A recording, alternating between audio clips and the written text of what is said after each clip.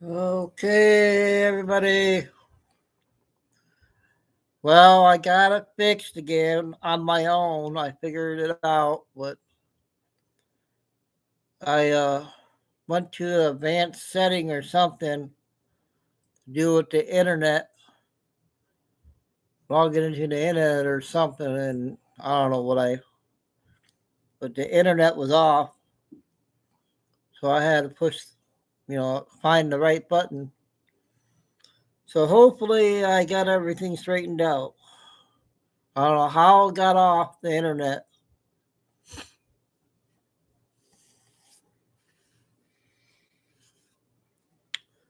So I'm going to do a lot of short clips today to get back up on track because we lost a lot of intel yesterday. And Monday, there'll be no show because I got to get colonoscopy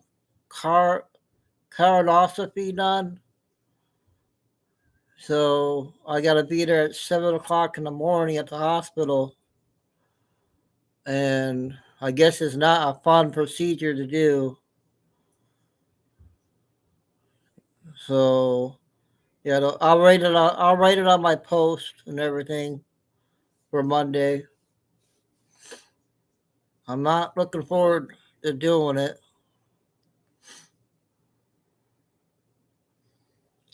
So we got Andy and Tim, Starfire and Papa Two. Kay will be listening. The settings are off still. I don't know why she cannot get in her name. Something happened.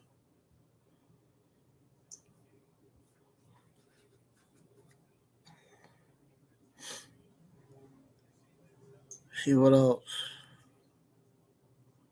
Oh, I'll share the video for today of Chico.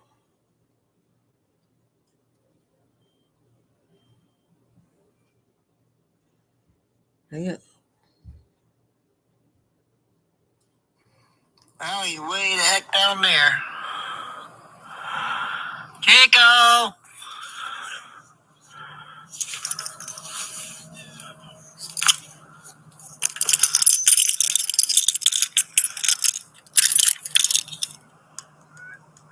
Yeah, he's way down there at the end.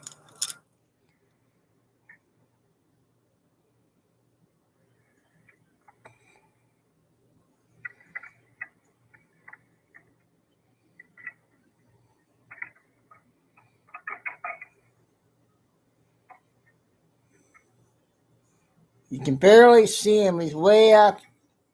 He's way down there. He's in the black.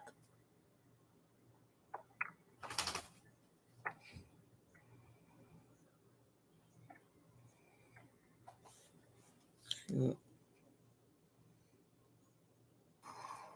he's way the heck.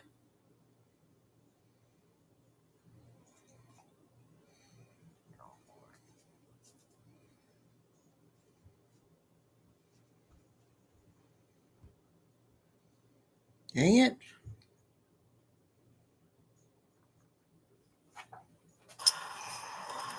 Okay, Saturday, much better weather. Wind is not blowing. A little warmer. He's by himself right now. He's here. Hang on, I'll put it on Telegram.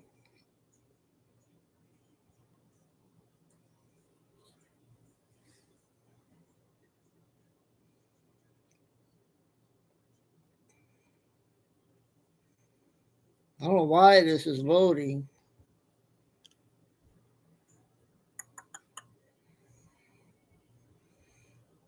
Wait a few minutes till we get everybody in here.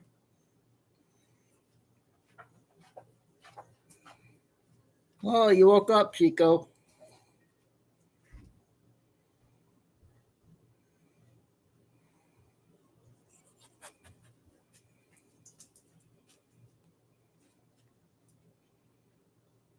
Oh, come on.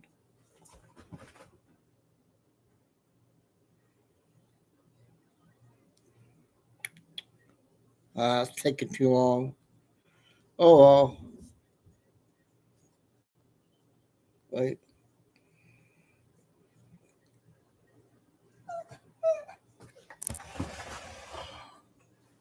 Get up there. Come on. Chico. Come on.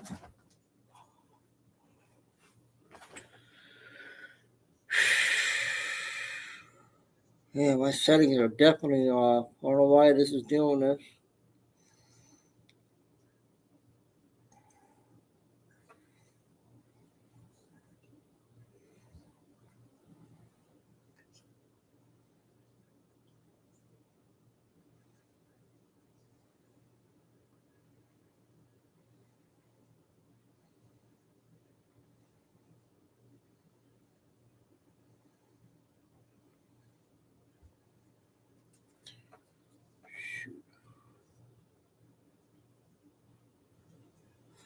Yeah, I'm gonna see if I can get that. I'm gonna sign in Telegram here while we're waiting on everybody.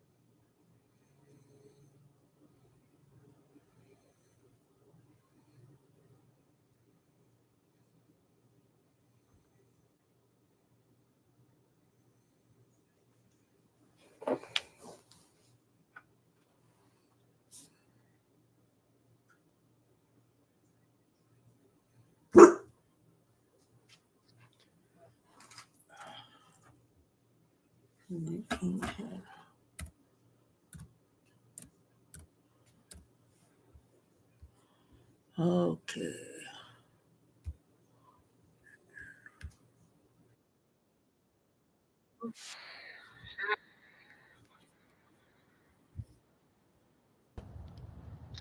A little warmer.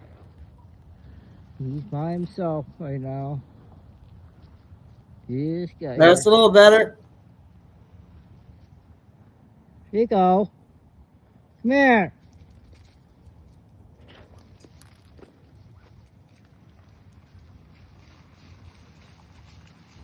Yeah, that guy with the dog just left, so.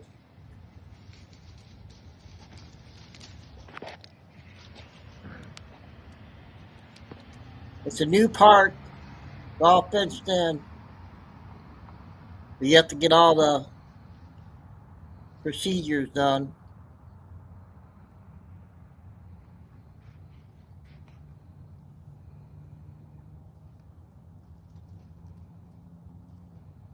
How you doing?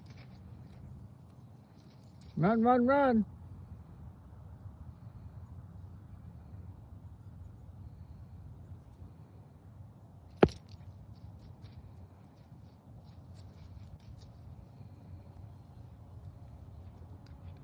It's about 3 minutes.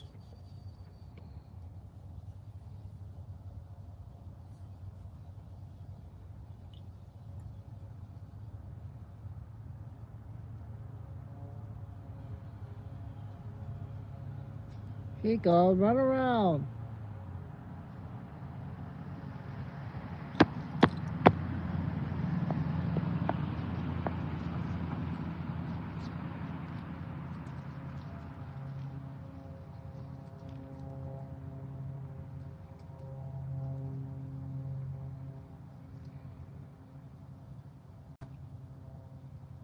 Yeah, we got less than a minute left. Chico, come here.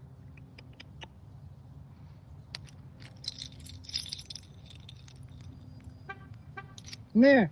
That's my car alarm. What are you doing? I'm playing your video. Yeah, showing everybody your video.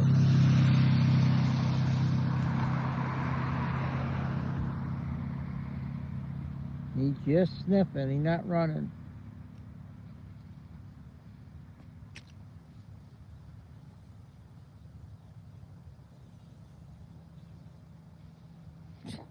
Getting every spot.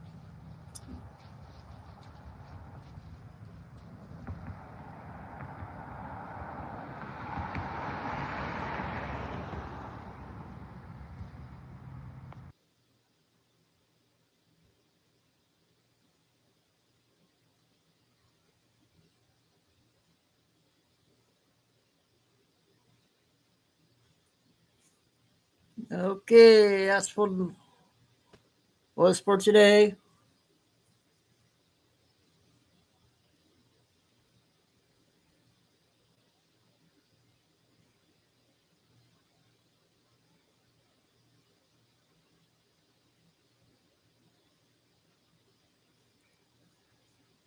So let's go ahead and start off with this guy.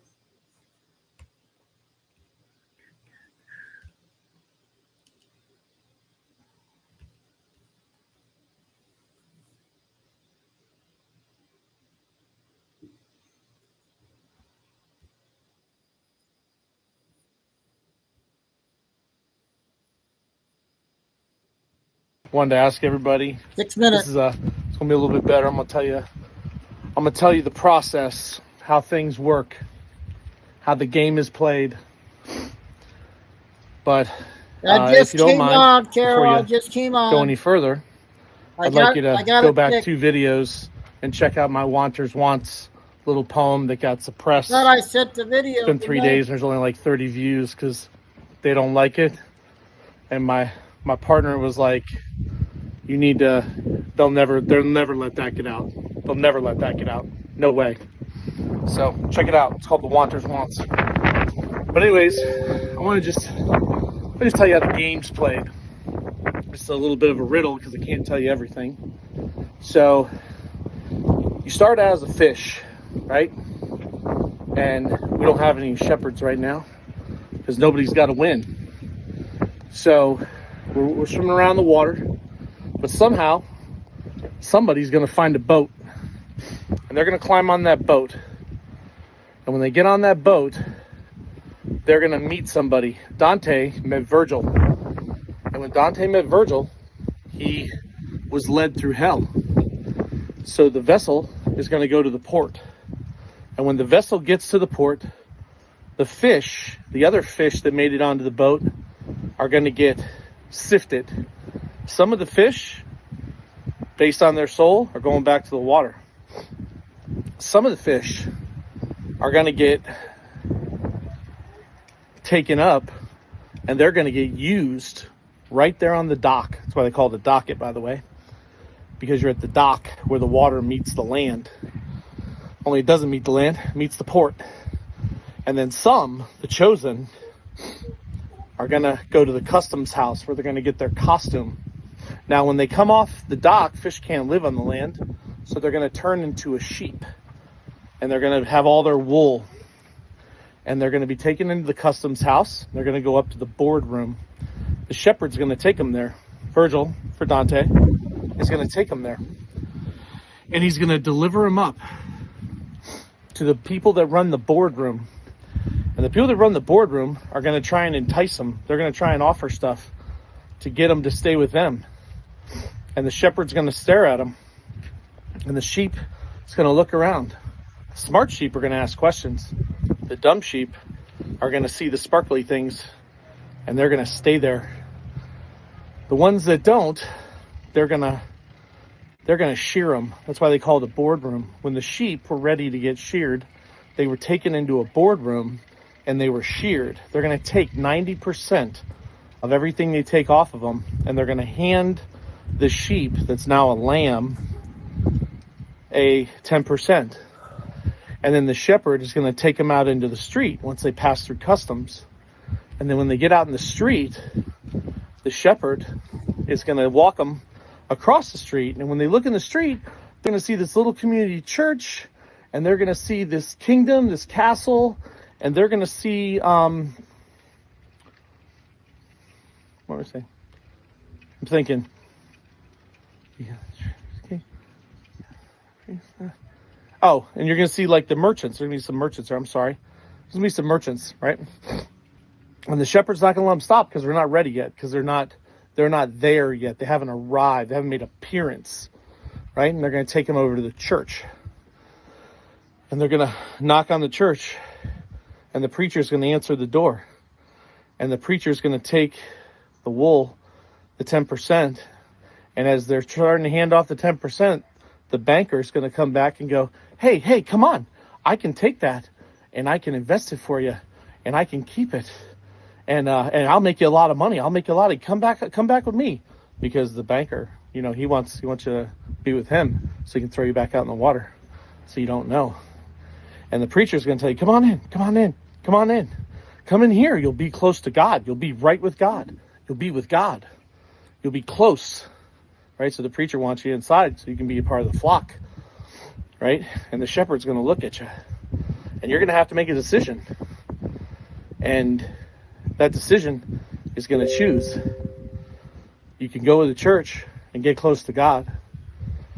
You can go to the banker and give him everything, and he's gonna cook you. Or you can stay in the middle. You can stay in the middle with the little tiny castle, in moderation, and the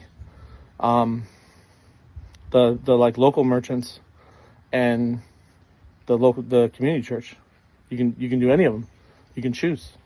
It's your choice. And you're going to have to answer that question. I don't know, but I can tell you this. Most of you are not coming out of the water. 90% will not make it out of the water. 5% are going to make it to the customs house. 2%. 3% are going to hang out with the preacher. And 2%, well, they're going to know freedom. The world is full of decisions. Everything's a trap. God bless. Oh, that was a good one, huh? I got a second one. He has 5 minutes.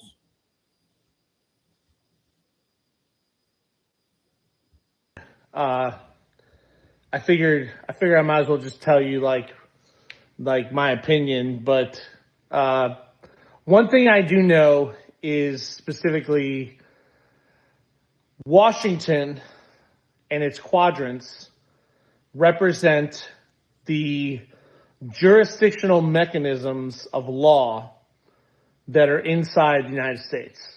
Okay? That's why it's the people's house, stuff like that. Okay? So I want to explain the East Wing because I see all this garbage and the propaganda. First of all, stop watching the news. That is entertainment like WWE wrestling. It's entertainment. Stop watching the news. It's crap. They are keeping the public dumb at bay. That's literally what they are. They're not good for anything else. They don't do anything else. Okay? So, second, the East Wing. Why is the East Wing getting demolished? The East Wing's getting demolished because they have to make room and the jurisdiction has changed. And that building, so they're going on about how big the building is and blah, blah, blah, blah, blah. No. The ballroom is actually the place where the 1st Infantry Division has to have formation when they return to the White House, the People's House. The People's House is an equity law, and that's where the 1st Infantry Division has to be stationed, okay? Returning the People's House to the military, okay? There is if you look on the other side, if you look at Google Maps, there's actually behind the executive office, there's a monument to the 1st Infantry Division, and there's actually a like flower garden with this red one in the middle of it. Because the big red American one, has to have jurisdiction over the White House grounds. Okay? So that's why they're demolishing the East Wing and they're putting in the grand ballroom. This grand ballroom is so the 1st Infantry Division can have formation inside that space. And it's also because more than likely the Treasury building that's on the White House grounds is going to be where the 1st Infantry Division is housed. And they're going to move the Treasury to the new remodeled Federal Reserve building. Since the Federal Reserve has been put inside Treasury will occupy the space of the Federal Reserve building, and the Federal Reserve will be under this guy's good. Underneath this guy's good. the U.S. Treasury at the new Treasury building, which is between Lincoln, the Lincoln Memorial, and the White House. Okay, so that's why the ballroom's being on early because put football's in, on tonight. because the East is no longer separated by a corridor. The equity has returned to the people, and when equity returns to the people, the ballroom has to be attached to the White House because that's where the 1st Infantry Division is. Okay? So that's what's going on. And that's why they have to demolish it. Because it has to represent how our law is set up. Secondly, if you look in the ellipse down below of the White House, there's actually like a road that kind of goes up and then stops. And there's another road. Those are the separate law jurisdictions of the South Lawn that are coming out of the Organization of American States on the farthest south, and the Constitutional Hall, which is where the Daughters of the American Revolution is, and then the Red Cross building, where the veterans basically in the Red Cross, okay, so, or the Armed Forces of the United States, Red Cross occupied that circle, which is called the ellipse. So, but those are going to start building out. They'll probably put a monument there or something there to remember, for us to remember that that's what goes there and that's why it's there. Because that's how this works. Everything is a representation, a symbolic representation. None of this stuff is random. Okay? So, I hope that explains it. God bless and Godspeed. Okay, so that was 2 good ones from him. I got News Force Lady a 6-minute clip the other day.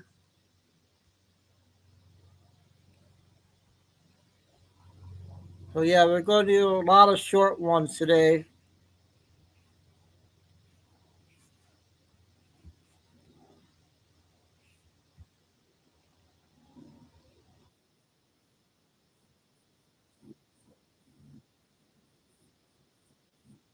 Stepped off into our new world last night. What a great thing to see the 6 federal minutes. government just begin to disappear right before our eyes. Absolutely marvelous last night. Louisiana took the lead out of the gate with the states handling things now. They're going to go ahead and handle their EBT. It says 53,000 people came off of their EBT program that were stealing from the program that didn't belong on it. And a few other things too. Regarding Louisiana. So they went ahead and took the reins last night, and they're going to handle their own people under the state, not under the federal rule anymore.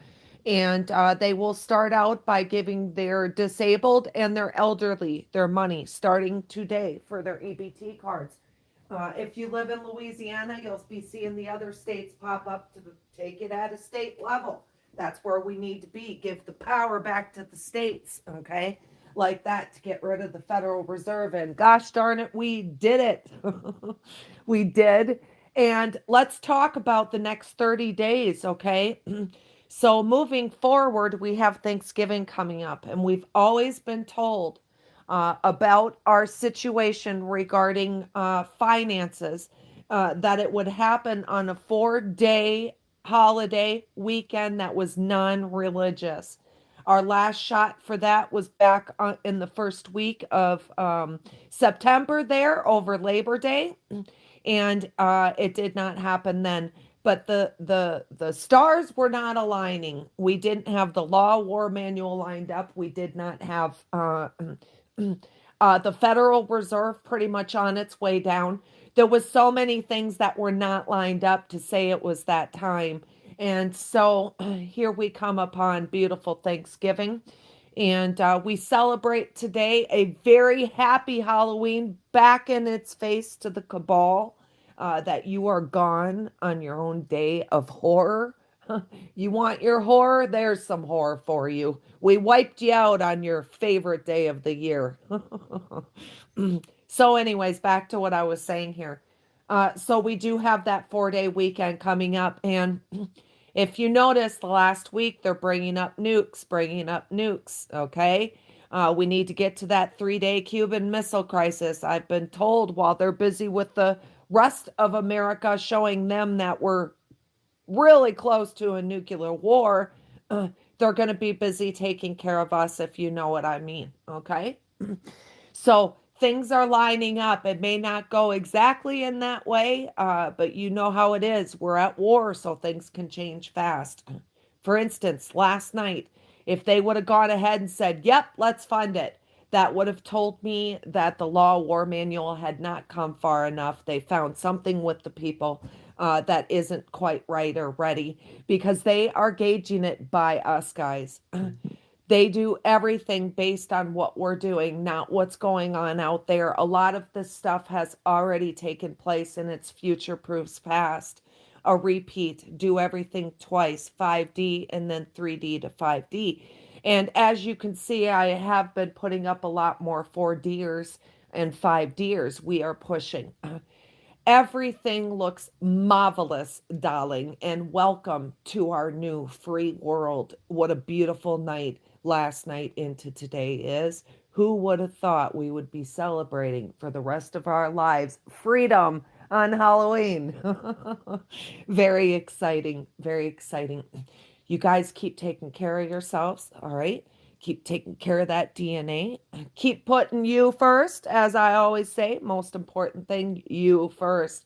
Do it the opposite of the way they taught you, and you've got it. Bang, bang, boom, to the moon. One other thing I wanted to tell you guys. Yes, This is be very, very 8 careful. We minutes are going to be seeing false halfway. flags like crazy. Bring them. You guys will know exactly what's a false flag and what's not for the rest of this month. It just really makes me think about done in 30. We start the month of November. November 5th is a huge day for us, both past and future.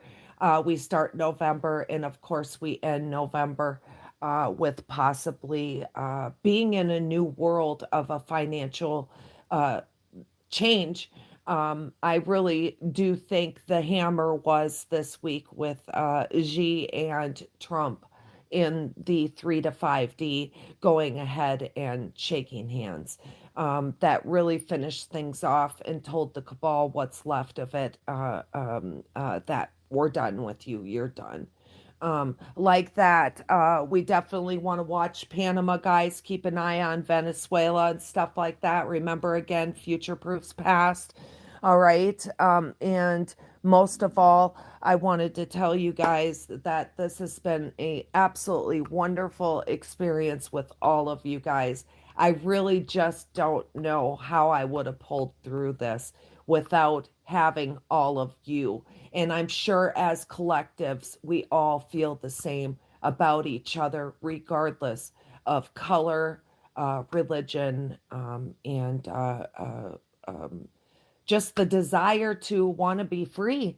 That's all we want, is just to be free. Treat this planet the way it deserves to be treated, treat the animals the way they deserve to be treated, and most of all, human beings to finally be treated the way that it was planned for us to be treated, okay? we took a brief break in there of a couple thousand years for humans. Let's clean this mess up and get on with our lives. You guys get outside, get those Under 2 feet on the minutes. ground. We've got good frequency. We've been busy blowing up those dumbs down underneath so we can clear the air for that beautiful Mother Nature frequency to come right into that DNA and just fill it right up with goodness. Definitely do everything you guys can in your power over the next few weeks to constantly be keeping yourself in check, keeping that frequency not up, not down, but even, okay? The focus is on the collectives right now, our strength, our power, and what we know together now. This is just awesome. I can't say see you on the other side because we're there. We stepped into it. Absolutely 1% a happy Halloween to all of us. Halloween will mean something totally different to us now, won't it? The only thing fearing anything is the cabal and what little is left of all of the rodents. We're cleaning up shop now. We're rolling. And with that, I bid you all a very, very celebratory Friday. Hey, News Sports State. So, how many seen last 3 Billy Beans, Carol? Has anybody did all those yet? Do you guys want me to play her?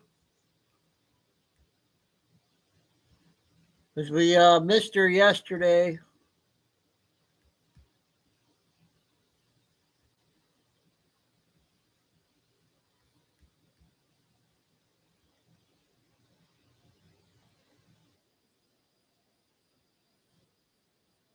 Did we play this one yet?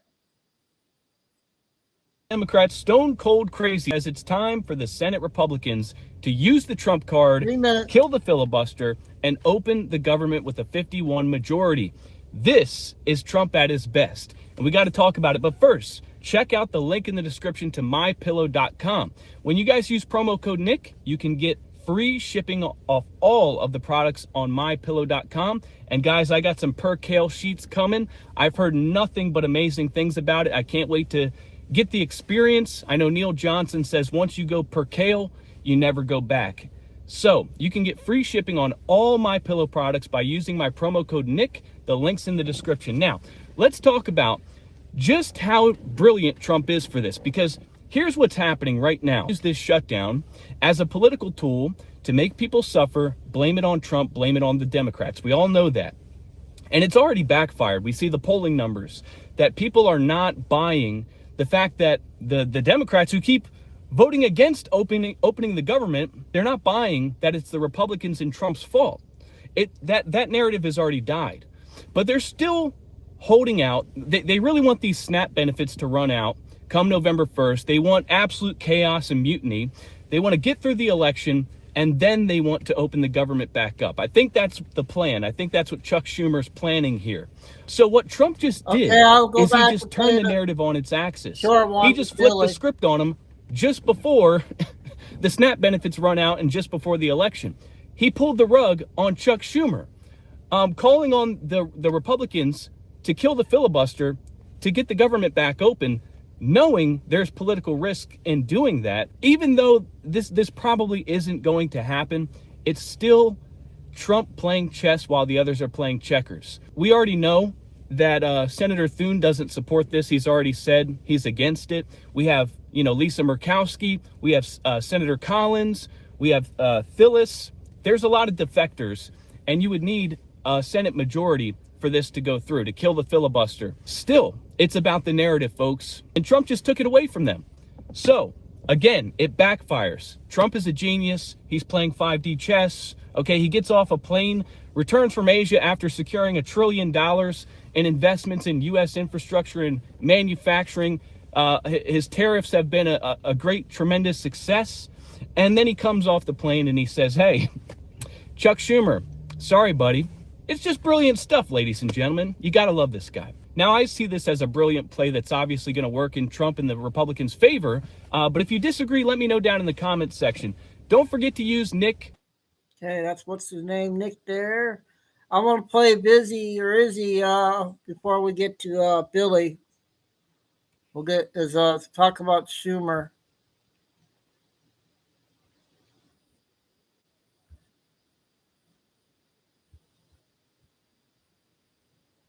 My bingo card. I say the Democrat Party is completely Get divided. it. They're disorganized, they distrust each other. They're feeling like how the Midianites felt when Gideon pulled up with 300 men blowing trumpets. This is what the Congresswoman representing Somalia's 5th congressional district had to say on CNN about Chuck Schumer. Why do you think Chuck Schumer has not endorsed Zohran Mamdani? I really don't know. It makes no sense.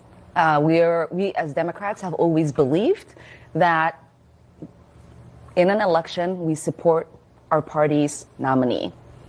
Schumer has pressured other Democrats to do just that, and he should be following his own advice. Do you think religion plays a role at all? Well, the tsunami of the anti-Muslim attacks that we are seeing is deeply concerning. And I would hope that the Democratic leader in the Senate would recognize that and would offer support not just to Mamdani, but the million Muslim. Wait, she thinks the reason people are going after Mamdani is because he's a Muslim? How about the fact that he wants to turn New York City into the Soviet Union? He's running to be mayor of America's most financially important city, and he's talking about city-owned grocery stores. He's gonna drive business out of the business capital of the country. Do you understand that that is a nightmare for the country? Oh no, it's because he said Allahu Akbar that one time. The United States is a very welcoming country. We're so welcoming, we allowed you in after you married your big bro. People aren't going after Mamdani because he's Muslim. Quite frankly, if he was a conservative Muslim, most conservatives would hear him out. The problem is he's a regressive communist that's set to destroy New York City if he becomes mayor. But anyways, he has a point about Schumer. Muslims who live in New York City and the millions who live in New York and in America. What do you say to people who believe that Zohran Mamdani's, the pace at which he discussed condemning the phrase globalize the intifada was not fast enough, that it was anti-Semitic, the pace at which he did that?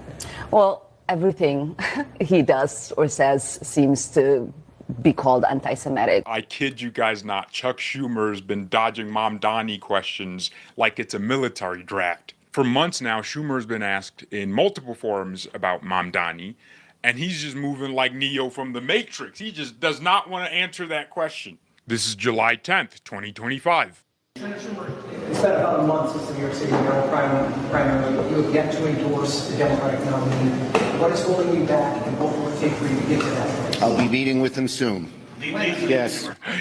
He's just like, nah. Here he talks about how Democrats are united, even though he's clearly not united with Mamdani on anything. Well, they're united on destroying America. They just have different ways of doing it. We are fighting the horrible bill that they just passed. Democrats are united, and we have been far more united, frankly, than the Republicans. September 21st on CNN. Let's move myself here. You've been asked numerous times if you will endorse Zohran Mamdani for New York City mayor. You always say you're going to continue to talk. There are two key questions here. Chuck does not like that guy. It's kind of funny. He's in a jolly mood. He's all happy to be on CNN, happy to be seeing the first woman that day since he's married to that Candace Owens. I know you're focused on Brigitte Macron, but we got to look at Chuck Schumer's situation because something ain't right. I'm just saying, he might be left a little bit. Look, I know my women. Come on, you guys see what I'm seeing, right? You see what I'm seeing? Anyways, as soon as she brought up Mamdani, his smile just departed from it. He was like, oh my gosh, here we go again. You're going to continue to talk. There are two key questions here that you haven't answered. One is, will you ever endorse him? And two, what do you need from him to get your endorsement? Okay. Well, first of all, I know him. We've had a good relationship in the past, and we had a good meeting 2 weeks ago, a very long meeting with a lot of serious questions. And all I can tell you is I'm going to continue talking to him. What's the holdup? I got to continue talking to him, and that's what I'm going to do. Is part of the calculus that if you endorse a Democratic socialist, you're worried it will be damaging to your party, maybe even your chances of winning back the Senate? I'm going to continue talking to him. Dana, you can ask me again. All right. You've been asking him.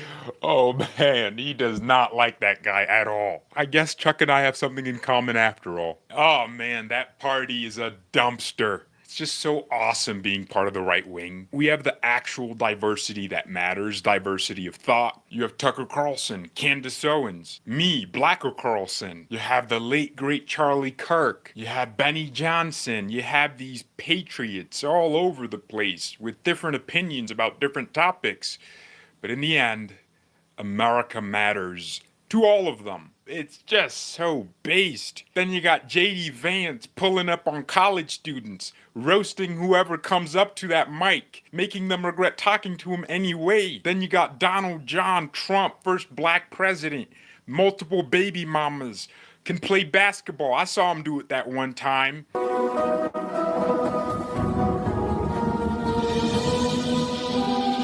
Probably shouldn't be glorifying baby mama culture, but it's a joke. It's a joke. Someone in the comments is going to be like, George, one man, one wife. If Schumer actually thinks Zoran isn't good for New York, it would be honorable for him to just come out and say it. To keep that information bottled up is, quite frankly, disgusting. Anyways, let's see what happens in the race. It's interesting to me that our friendly neighborhood Somalian pirate who hijacked the Democrat Party with the squad is now going after the leader of that party. All right, bye. Okay, that's one of them. I'm busy. Okay, Carol, I'm not sure if we played this one or not. I got two of them. So this one's 23. Let me know if we played it.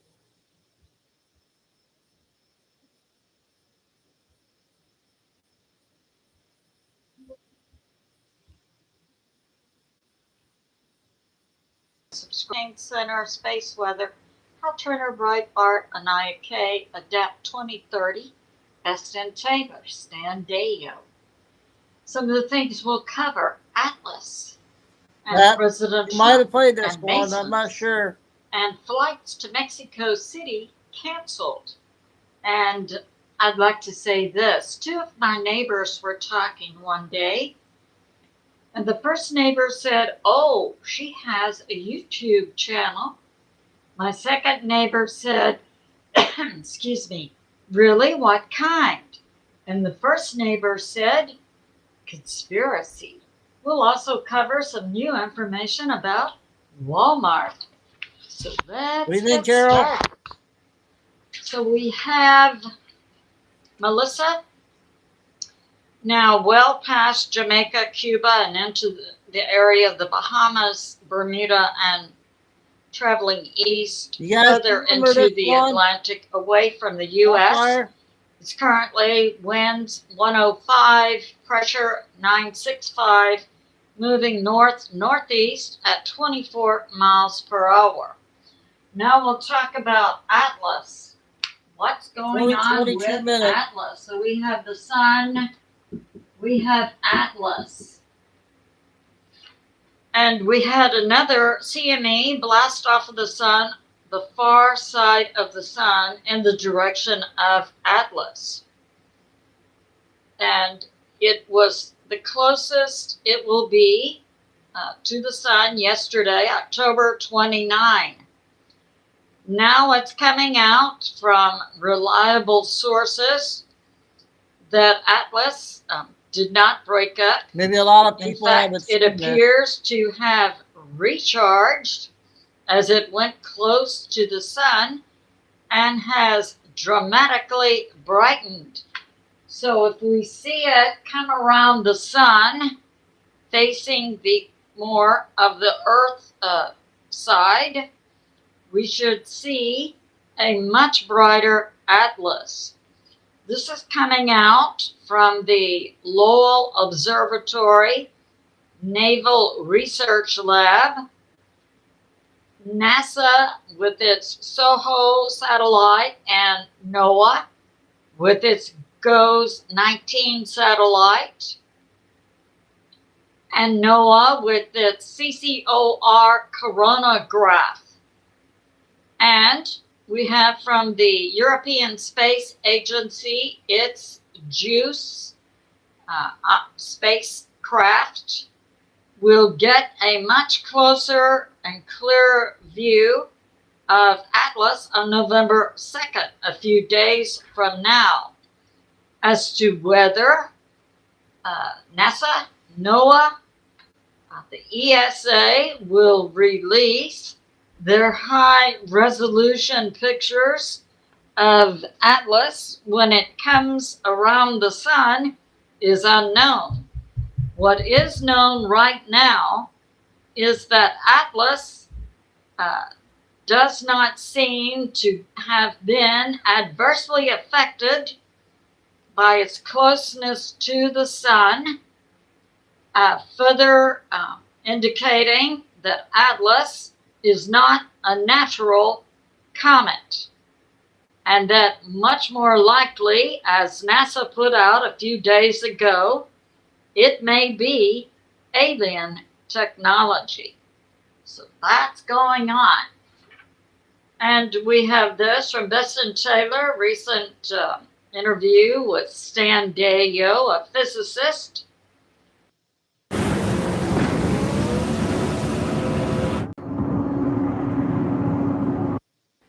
That Atlas, in order to not be drawn into the sun, would need an anti-gravity system, and it would need a 3D field.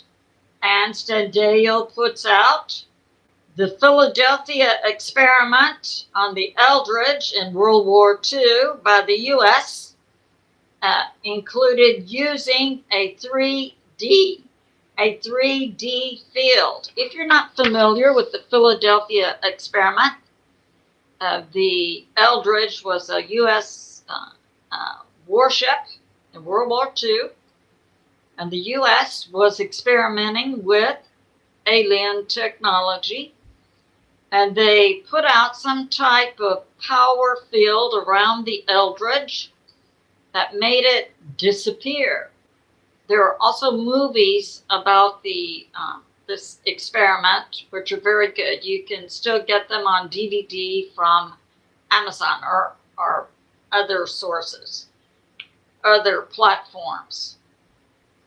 And then in a few days, it reappeared. And what happened was anything organic Glad to see you again. that was near an inorganic field, such as a human close to a metal wall in the ship, their part of their body could be lodged permanently inside the wall, and the other half still living outside the wall. There were many, all of the sailors. Okay, I'll say something real quick. So yeah, I got the channel back, and this has only been a week or so, and trying to get everybody back in. We got a lot of new faces back, and today we got sports. Michigan's on tonight at 7:30, so that's why I come on today. And tomorrow, I'm not quite sure. Maybe probably 5 o'clock tomorrow.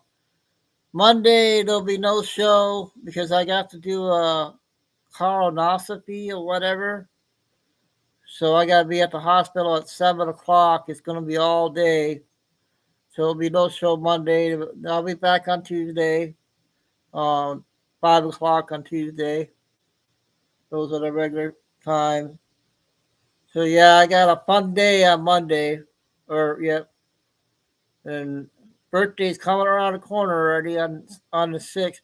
And on the 6th, we're going to watch the Fox News show because it's Patriot Awards night on my birthday. So maybe I'll get an award on my birthday. So that's an announcement. Tell everybody. On the ship were affected in one way or another. So that's going on. It's 3D field. So when the U.S. government tries to tell us or shies Jim. away from sharing information about Atlas, we can effectively say, shut up. We know that you know a lot more than you're telling us, we the people. And we have this from Redacted. So Redacted interviewed a former, I think he was a border guard supervisor, talking about a shakeup at ICE, and that ICE is really not equipped to take down the illegals in this country.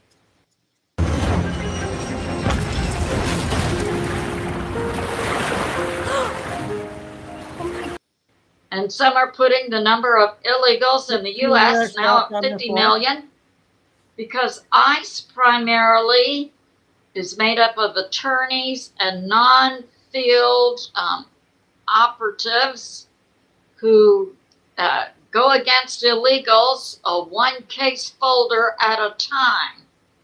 So it's believed now there's going to be a transition of management within ICE, but also that the Border Patrol under Tom Holman is going to dramatically expand and begin massive street arrest. And also it's being put forth that this would work best if in major cities where major arrest operations took place, that the U.S. military, not the National Guard, U.S. military set up a perimeter and also is assisted in deportations. So that's going on. We said to President Trump, bring it. At 6 o'clock. It's now coming out that we've heard for years that many believe that professional sports was being manipulated. You would see someone going out for a pass and they would fumble it. When in the past they would have caught it, and so on.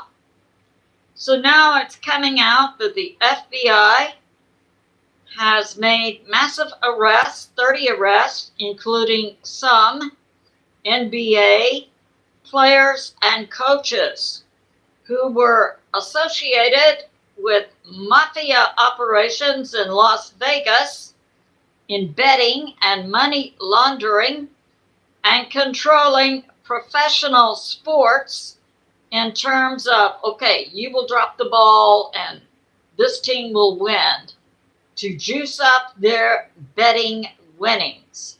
So that's going on. And it's also being tied to Venezuela, the Trinidad Aragua gang. So that, and the mafia. So that's going on. Okay, Kim. We have this from Joshua Phillip, Crossroads. See you tomorrow night. Currently, an audit is being done by the U.S. government of SNAP and EBT food benefits to see how many are actually eligible from the standpoint of being American citizens. And 28 different programs are being audited, include SNAP, EBT, housing, health benefits, and so on. And that goes along with President Trump standing up and reinforcing and enlarging the Border Patrol to begin massive arrest. So we have this through the eyes of Anaya Kay, a Polish journalist. I reported my last video, President Trump had just visited South Korea, and South Korea had given him a replica gold crown symbolizing golden peace in South Korea, closer alliance with the U.S. Oh, wait, no, that's your... I didn't mention they also gave him some type of award. It was in a, I would say, maybe an 8x16 picture frame, and it had a medallion and a lanyard, certain words on it. So NIK brings this out. They also gave him their highest order of Mungaha, which is represents a Freemason type award given to Masons by South Korea. And it's been given in the past to King Charles III, the current King of England, President Duda of Poland, President Macron of France, and Elizabeth II, Queen of England. So President Trump also received a Freemason honor from South Korea. Now we have this from Adapt 2030. This is when we get into the conspiracy, which I believe is coming. So we know we have the government shut down. We're now into 1 month.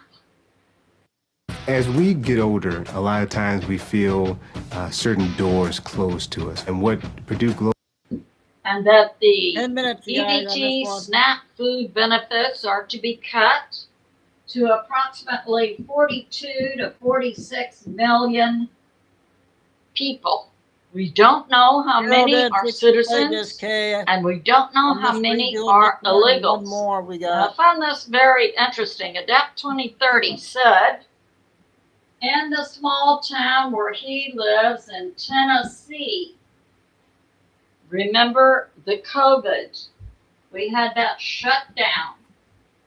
And he said in his small rural town, Walmart had set up 19 locations where you could order groceries or other things from Walmart, pay with your credit card or your debit card.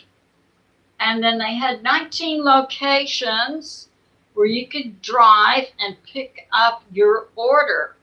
He says, in the last year, Walmart has added 50 pickup locations in the remote rural area where he lives. Now let's review. So we had the COVID lockdown. Remember that?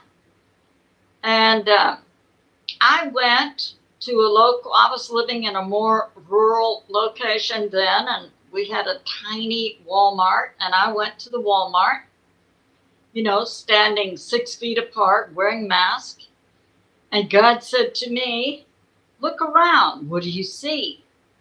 And what I could see was on the floor, they had big signs, 6 feet apart, stand here, and then here. And they also had some kind of acrylic plastic shielding around the cashiers. And when I really thought about these things, I knew then that this was pre-planned, that it would take 6 months to 1 to 2 years to manufacture the mats that went on the floor. There had to be a certain consistency and strength to stand up to people walking across it. Also, the acrylic plastic guards in front of the cashier stands would have to be special made with measurements taken of that cashier stand, and that they would have had to have been already pre-positioned in warehouses to immediately be put up. And I had, as I investigated other sources, including a Christian millionaire who owned media platforms, who said he had personal knowledge that these floor mats 6 feet apart and also the cashier acrylic protector shells had been pre-manufactured in 2018. Another source said 2017.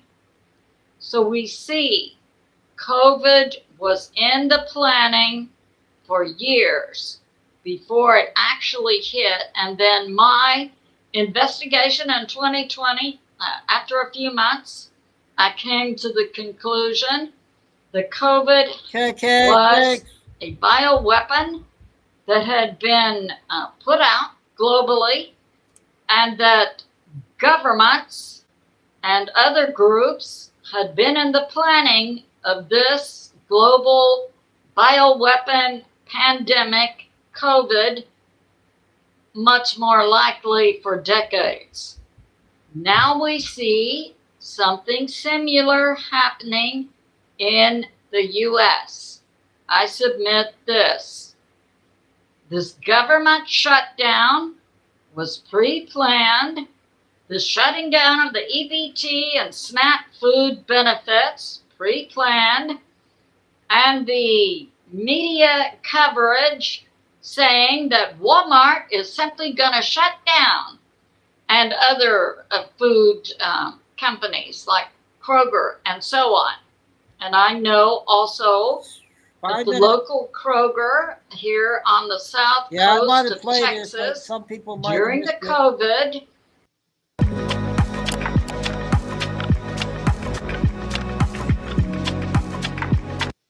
there were many spaces in the parking lot set up to pick up groceries. I submit to you the possibility that we could be looking at a similar situation taking place very soon, and that the government shutdown will continue. We will hear stories about food riots in the streets, and possibly another lockdown coming where we order our groceries or whatever, prepay, and don't go to the stores and pick up at a designated location. I know during my college years, I worked at a Walmart. I was shown the underground tunnel and told that all of the Walmarts had, the large Walmarts, had large tunnels connecting them that the U.S. government had put in place in the event of martial law so they could move the military through the tunnels. I've also heard the CIA determined that just the Walmart locations was not enough, and that the U.S. government decades ago put in big box stores like Home Depot and Lowe's and Costco and so on to put in more underground tunnels underneath the U.S. for some reason. I submit that this government shutdown has been pre-planned, and that we should not be surprised if we see movements by the U.S. government that are similar to the COVID lockdown. So that's going on. And we have this, Adapt 2030. 50 more new pickup locations in a tiny rural area in the past year. So that's going on. And we have this from Breitbart. President Trump, in the past 48 hours or so, has canceled 13 plane routes to the Felipe Angeles International Airport. That's the Mexico City airport. Claudia Sheinbaum, the president of Mexico, is outraged, and she has told her ambassador to the U.S. to immediately meet with President Trump's Secretary of Transportation, Sean Duffy. What's up with canceling flights between the U.S. and Mexico City? I would say to Claudia Sheinbaum, look around you. What do you see? You see about 20 naval assets in the Caribbean and also naval U.S. military in the Pacific Ocean on the other side of Mexico. And we see the USS Gerald Ford steaming toward the Caribbean. So, Claudia, we also hear that the U.S. Special Forces has been doing covert actions in the mountains of Mexico for several weeks now. Claudia, when nations go to war, they cancel the flights between the nations. So, that's going on. And now a short prayer. The name of this prayer is Masons. It's based on Ezra chapter 3. In the Old Testament, King Cyrus, rebuilding the temple of God with money and people, called forth masons and carpenters. And we pray, Father, in the name of Jesus, and many call Yeshua, that America is restored and rebuilt according to the will of God the Father. And we say thank you, God the Father, God the Son, Jesus, whom many call Yeshua, and God the Holy Spirit. I say to my family and friends, remain steady out there. Continue to pray. God is in charge, and He is on the move. I love you, and I'll see you soon. Okay, that was, I might have played it, sorry, but some people might have missed it.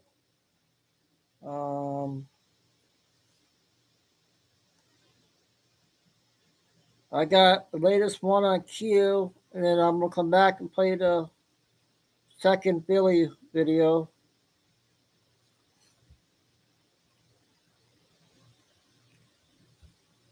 Oh, wait. Let's play this one.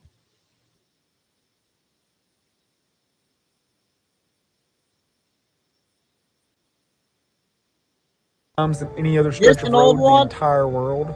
If you're unfamiliar with I-40, it goes all the way from the United States East Coast to West Coast. Right now, the FBI is looking for more than 100 truck drivers that are serial killers. That is an insane number. And the most common route they're believing to be used is I-40. More than 100 serial killers on I-40. Think about the next time you're, I live in Seminole. When you get on that little stretch of interstate, think about you're on the same road as serial killers. Like, not maybe.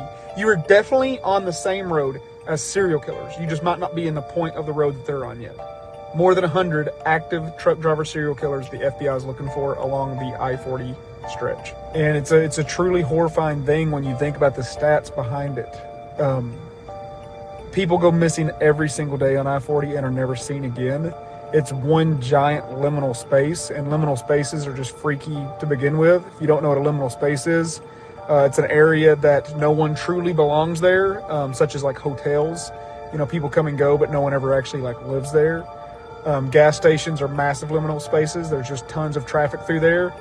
And the reason why those spaces are so dangerous is because your brain doesn't know what to watch out for, because everything is unknown. You don't know if that guy's just walking to the car next to you or if he's walking directly at you and he's about to grab you. There could be a guy in a chicken costume by the road dancing around. You don't know if he's there for a promotion for the gas station or if he's just insane. So your brain kind of goes into this mode where it thinks everything is normal, everything is okay. And then that's when you kind of drop your guard a little bit.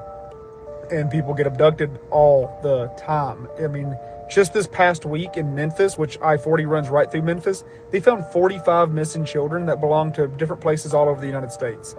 I-40 serves as a massive hub. Oklahoma was the first state to recognize this back in 2004. They launched this big initiative. for safe travels and camera systems on I-40. So as soon as you get into Oklahoma, there's a camera that takes your picture. When you're going the other way over Arkansas, it does not do that. So every vehicle coming in Oklahoma on I-40 gets a snapshot taken of it for that reason, because it is such a big hub of missing people. If y'all didn't know, I-40 runs through Shawnee, and I live right down the road from Shawnee. The Shawnee Walmart has like more abductions than most like any other Walmart because it's right next to I-40. It's right next to the interstate. Just in the past year alone, there was a couple abductions there and several attempted abductions. You might have heard about the lady who like choked a guy out that tried to take her kid. Kudos to that lady. That was awesome. She literally choked him out and he passed out. Like, a woman choked this dude out in the Walmart parking lot. It was great. Apparently he tried to take her kid out of the buggy. But that's a dangerous place, Shawnee Walmart. I will not let my wife go to Shawnee Walmart by herself. It is not going to happen, especially if she's got our daughter with us. Not happening. But just kind of raising the awareness out there, guys. If you're on I-40 traveling, especially like I am right now, if you didn't notice, I'm sitting at a Love's gas station on I-40. You can just look around and see that like there's some people that don't belong there. There's too many people when you're looking. They're looking at everything but doing the tasks that you should do at a gas station. Those are the people you should be looking out for. I probably look like one of those people right now with my phone out recording, looking side to side. So, watch out for people doing that shit. Have a good night. Have a safe travel and stay spooky. That was good, I thought.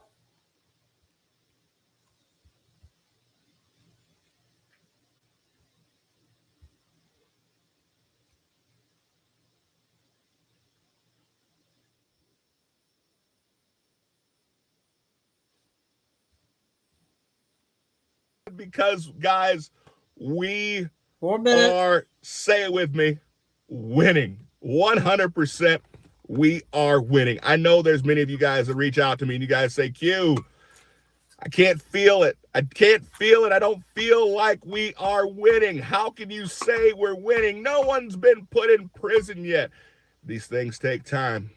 These things take time. But the camp is being built and growing every single day. Guys, new people are coming from places that we never thought they would come from. I told you guys years ago, and I can tell you now, we cannot win without winning the hearts and the minds of the people. The people need to be able to bypass the mainstream media and see the truth and see what's going on in our country. And we're winning that battle. We're winning the culture war right now. So, guys, if you guys have been listening or paying attention, you guys know that I've been talking about these operations that Jack Smith was involved in. Now, we now have the name of the judge who was responsible, Judge Bosenberg. Now, Judge Bosenberg acted unilaterally, okay, along with the Biden DOJ to allow them to spy on the Senate, or various members, Republican members of the Senate, and various Republican members of the House, along with many other people. If you guys check my last video, talked about that as well. So it wasn't just people in the politicians. It was also lower level MAGA people. Their goal was to destroy MAGA. Well, Byron Donalds came out yesterday and he absolutely unloaded, along with Ted Cruz. Now, say what you want about Ted Cruz. I've got plenty to say about Ted Cruz, but in this situation, it's all positive. They both came out angry because now they're the ones who have been targeted.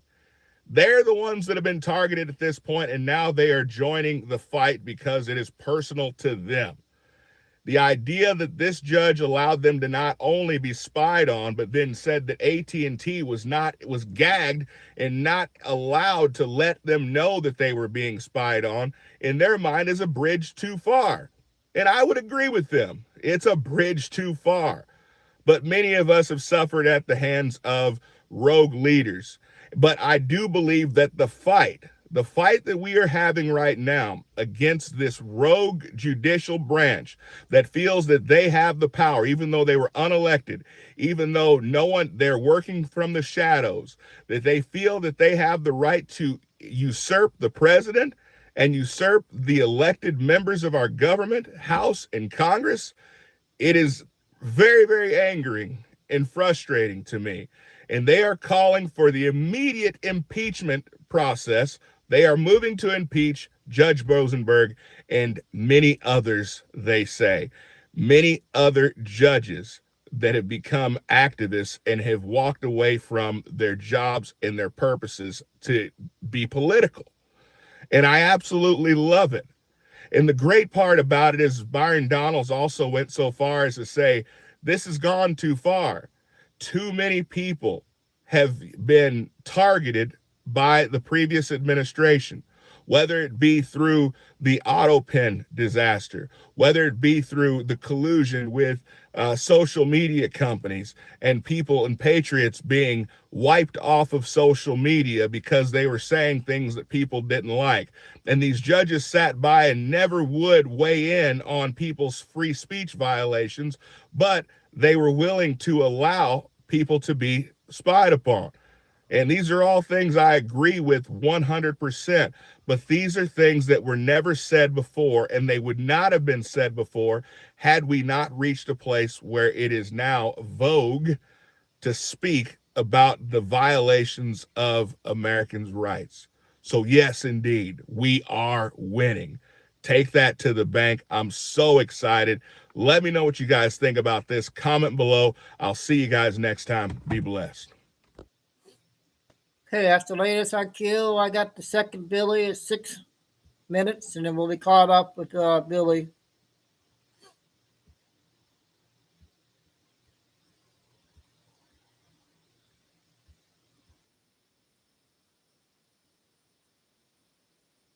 Chevron Collection.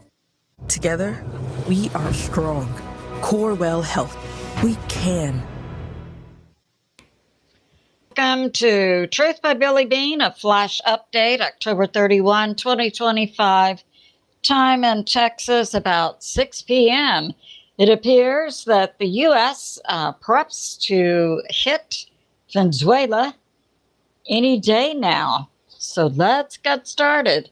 So we have initially a couple of sources, including Steve Cole's aggregate site, Alex Jones InfoWars, also The Atlantic and Mike from Around the World, verifying that over the past 48 hours, key cabinet members for President Trump have been moved to U.S. military bases, to officers' housing. This includes an aide, Stephen Miller, Secretary of State Marco Rubio, Homeland Security Kristi Noem, plus others. And now today we have this from A Dialogue Works, a recent an interview with Martin Armstrong viewed today. Intel, President Trump has made the decision to hit. I tried reaching you, Lucy. Sorry. I got it fixed this morning or last night. We've been out over an hour. I'm still staying on for a while. So all the games are on tonight. So yeah, try to call after the show if you can.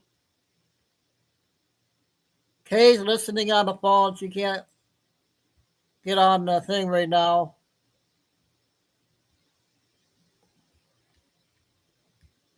Venezuela. We also have Hal Turner's covert intel from the intel community.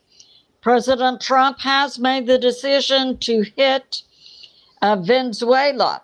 And we have from Hal Turner and also New York Prepper that we are beginning to see, in addition to, we know we have something like 20 naval assets in this area. We have also the USS Gerald Ford Carrier Strike Group moving to the Caribbean. And now today we have from sources that Venezuela has made telephone contact and computer request to multiple governments to give him help in fighting the U.S. That's Russia, China, and Iran, all of which were also engaged actively in the presidential coup of 2020, in addition to also being aligned with cartels. And we have this. So we have today now coming out multiple sources, including Hal Turner and New York Prepper, that the airspace over Puerto Rico has been closed today, October 31 through March 31, and that pilots have been told that the U.S. military will be operating here. This is a NOTAM, and it is being put in place for U.S. national security. Any pilots who are trying to get into this area will be overcome by the U.S. military and the pilots arrested. So that's going on. That just happened in the last couple of hours. And we have this also, that C-17s, it's believed, dropping U.S. military paratroopers in the area of Venezuela, have been doing so in the last couple of hours. And from Hal Turner's covert intel, the U.S. military hit list in Venezuela includes airports, military bases, and other key Venezuelan government facilities. So that's going on. And we have this. From Hal Turner. The U.S. order, President Trump made the decision. The order has been given to the U.S. military to hit Venezuela. And we have this. From Trinidad and Tobago, 2 small islands. We know the 82nd Airborne was pre-positioned last week in Tobago. On Trinidad, we had 10,000 troops also positioned in the last 7 to 10 days. Now, Trinidad and Tobago issue national emergency over their islands and put their militaries on highest alert. So we see the U.S. closing airspace over Puerto Rico for U.S. national defense. We see Tobago and Trinidad aligned with the U.S., also issuing national emergency status. And we're hearing that U.S. paratroopers are being dropped somewhere near or in Venezuela. So that's going on. Also coupled with the fact that President Trump's cabinet has been moving for the past week to U.S. military bases. It's good to be in prayer for America, President Trump, the U.S. military, and world peace. I love you, and I'll see you soon. Okay, we're caught up with Billy. Now we're going to do a couple more short clips, and then I got a 10-minute new Derek Johnson video.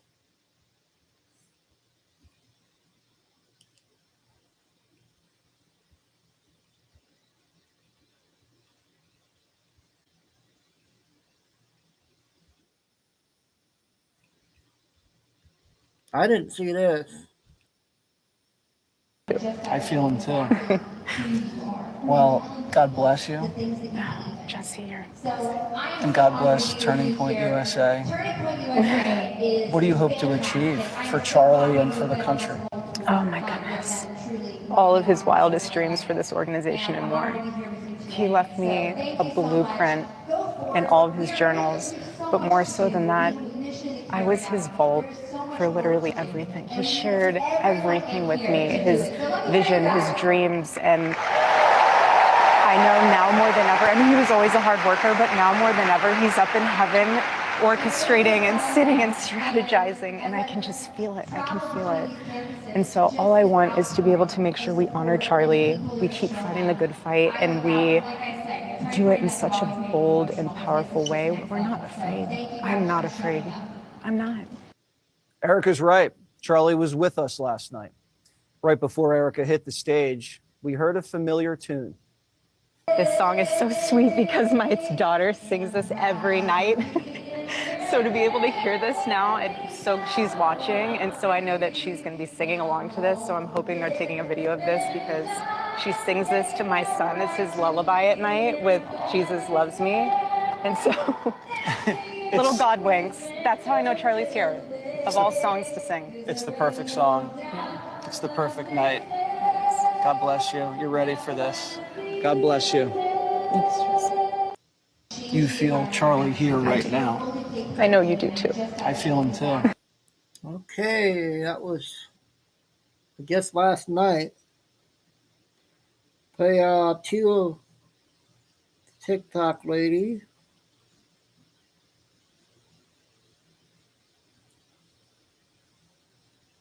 So hers are only 3 minutes, so they're short.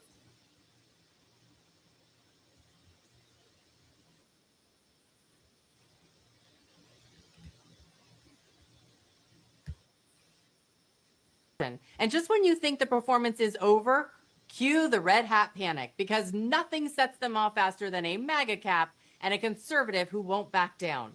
Think of how easy it would be to be a damn Republican. Oh, what should I wear today? This stupid freaking red hat. What should I say today? I don't know. Just make sure it's cruel. Who do we listen to? That guy. Oh, the felon in the White House? Yeah, listen to him and that will be fine. Now he's talking about burning flags. He's going to have flag burning or whatever. Because he knows there's a hell of a lot of flags with his picture on it that are going to get burned. The failed vice presidential candidate, he's referring to the executive order the president just signed that will implement a 1-year jail sentence on anyone that is caught burning the flag. This was the scene shortly after that order came down outside the White House yesterday. Watch this. I'm burning this flag as a protest to that illegal fascist president that sits in that house.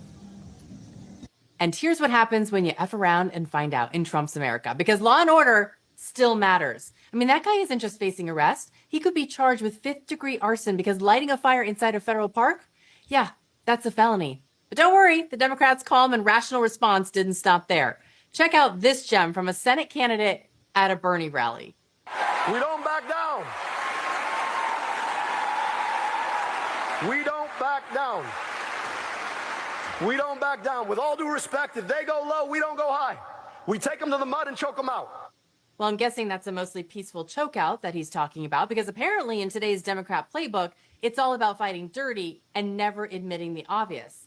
And you really know the wheels are coming off when MSNBC's Morning Joe is grilling a Democrat.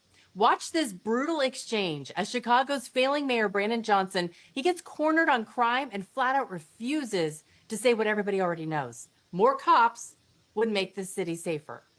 Would you also like to get federal funding to help put 5,000 more cops on the street in Chicago? Would that help drive down crime? Well, look, policing by itself is not the full strategy. No, I understand that. You've talked about the other things you want, and I said those are good and important programs, but I'm asking also, would 5,000 more police officers on the street in Chicago be helpful to go along with all of those social programs that a lot of cities are engaging in and having success with? Well, look, here's the best way I can put it, Joe, is that in the 90s when I was in high school, we had 3,000 more police officers and we had 900 people being murdered every single year in Chicago.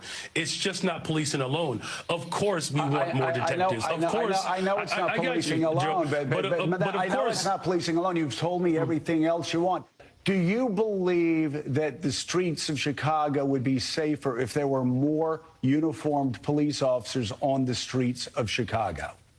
I believe the city of Chicago and cities across America would be safer if we actually had, affordable housing. Look, okay, I'm not saying that that's not the question I asked. Would an additional 5,000 cops on the streets in Chicago help complement those programs to make Chicago safer? Look, we are working hard to make sure that our police department is fully supported. I don't believe that just simply putting out an arbitrary... The party that preached... Okay, got one more, and we'll do Derek Johnson. Ah.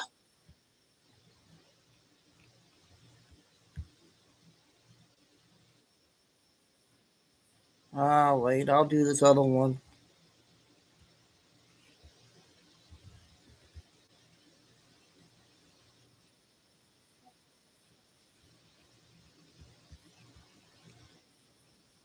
Under investigation like a common criminal. This isn't just a scandal. It reeks of corruption in a tailored suit. I can't remember if I I've played got the this one or confession not. video and a clip that's going to send chills down your spine because this man is a total disgrace, nothing less than a traitor. Meanwhile, in DC, violent crime is exploding, and the police chief delivers a statement that sounds more like a bad acid trip while bodies fall just blocks from the White House. And just when you think someone in the Democrat Party might show a hint of remorse, Illinois Governor J.B. Pritzker steps up, cold, confident, and utterly unapologetic. His words, so shocking, it silenced the room. This is not leadership. It is delusion, and the American people are the ones paying the price. Take a good look, folks. James Comey in orange. Who wants to see this become a permanent wardrobe change? Go ahead, smash that like button for me if you think orange is the new treason. Yesterday, I brought you the bombshell story of a Democrat whistleblower dropping a political nuke on Senator Adam Schiff. Now, the whistleblower says he personally watched Schiff give a thumbs up to leak classified information, all to smear Donald Trump. We now have even more developments. But first, before we get to that, here's how the White House responded to the scandal involving Schiff. The president has already said he wants to see Adam Schiff held accountable for the countless lies he told the American people in relation to the Russiagate scandal. I brought Tulsi Gabbard out to this podium to talk to you about all of that. And this administration is taking accountability very seriously. As for this new FBI whistleblower report, I understand Kash Patel last night declassified a 302 FBI document showing that a whistleblower who is a Democrat, a career intelligence officer who worked for Democrats on the House Intel Committee for more than a decade, repeatedly warned the FBI in 2017 that then Rep. Adam Schiff had approved leaking classified information to smear then President Donald Trump over the Russiagate scandal. And that's not all. I've got more breaking news, this time involving Mr. Seashells himself, James Comey.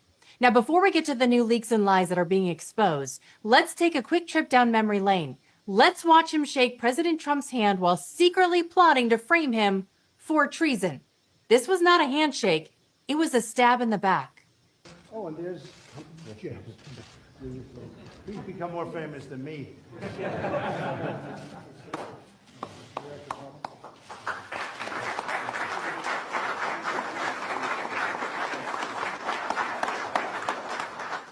Tough to watch and even tougher to stomach. I mean, that man is a traitor. And if you think that's the worst of it, just wait.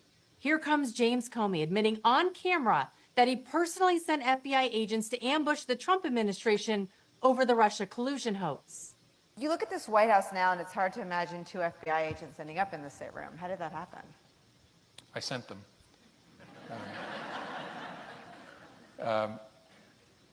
Something I probably wouldn't have done or maybe gotten away with in a more organized investigation, a more organized administration, in the George W. Bush administration, for example, or the Obama administration.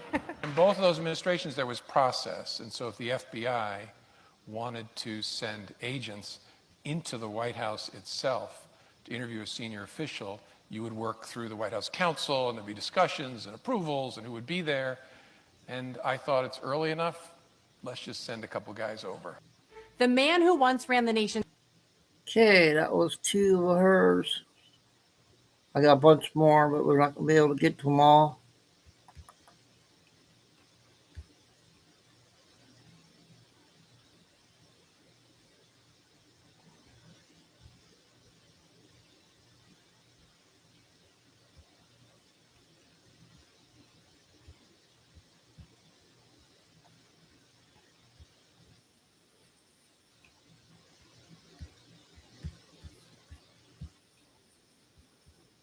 Have you seen that? 10 minutes.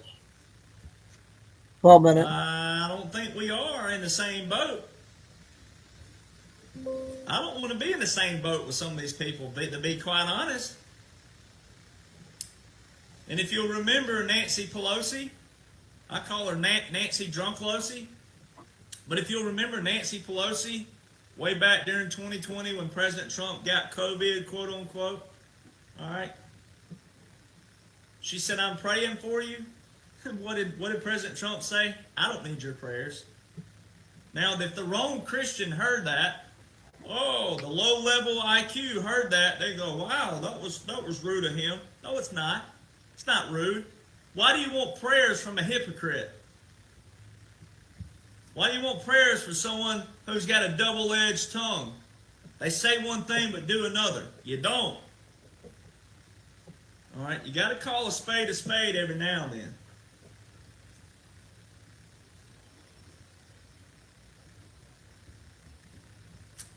All right, so Bear Bryant.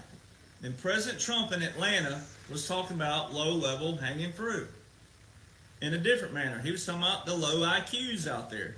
He ain't talking about people. He's talking about people who are claimed to be in positions. He was really talking about Kamala and Bernie Sanders in that crew. But you got to apply all these other people out there. If you don't know the laws and orders, but you're trying to assess a president, you're trying to assess the government, you're trying to assess where we are, you're trying to talk about where we are, you're trying to talk about the news, I think you probably want to know how our government operates, what it looks like, who's in charge, and then seek to understand we have military laws and orders which are separate than federal laws and orders. The military is separate from the federal legislation. And the Supreme Court clarified this in May 2016, so it's already clarified. Even though most military people who have high IQs and know the laws and the orders, the regulations, most of us already knew that.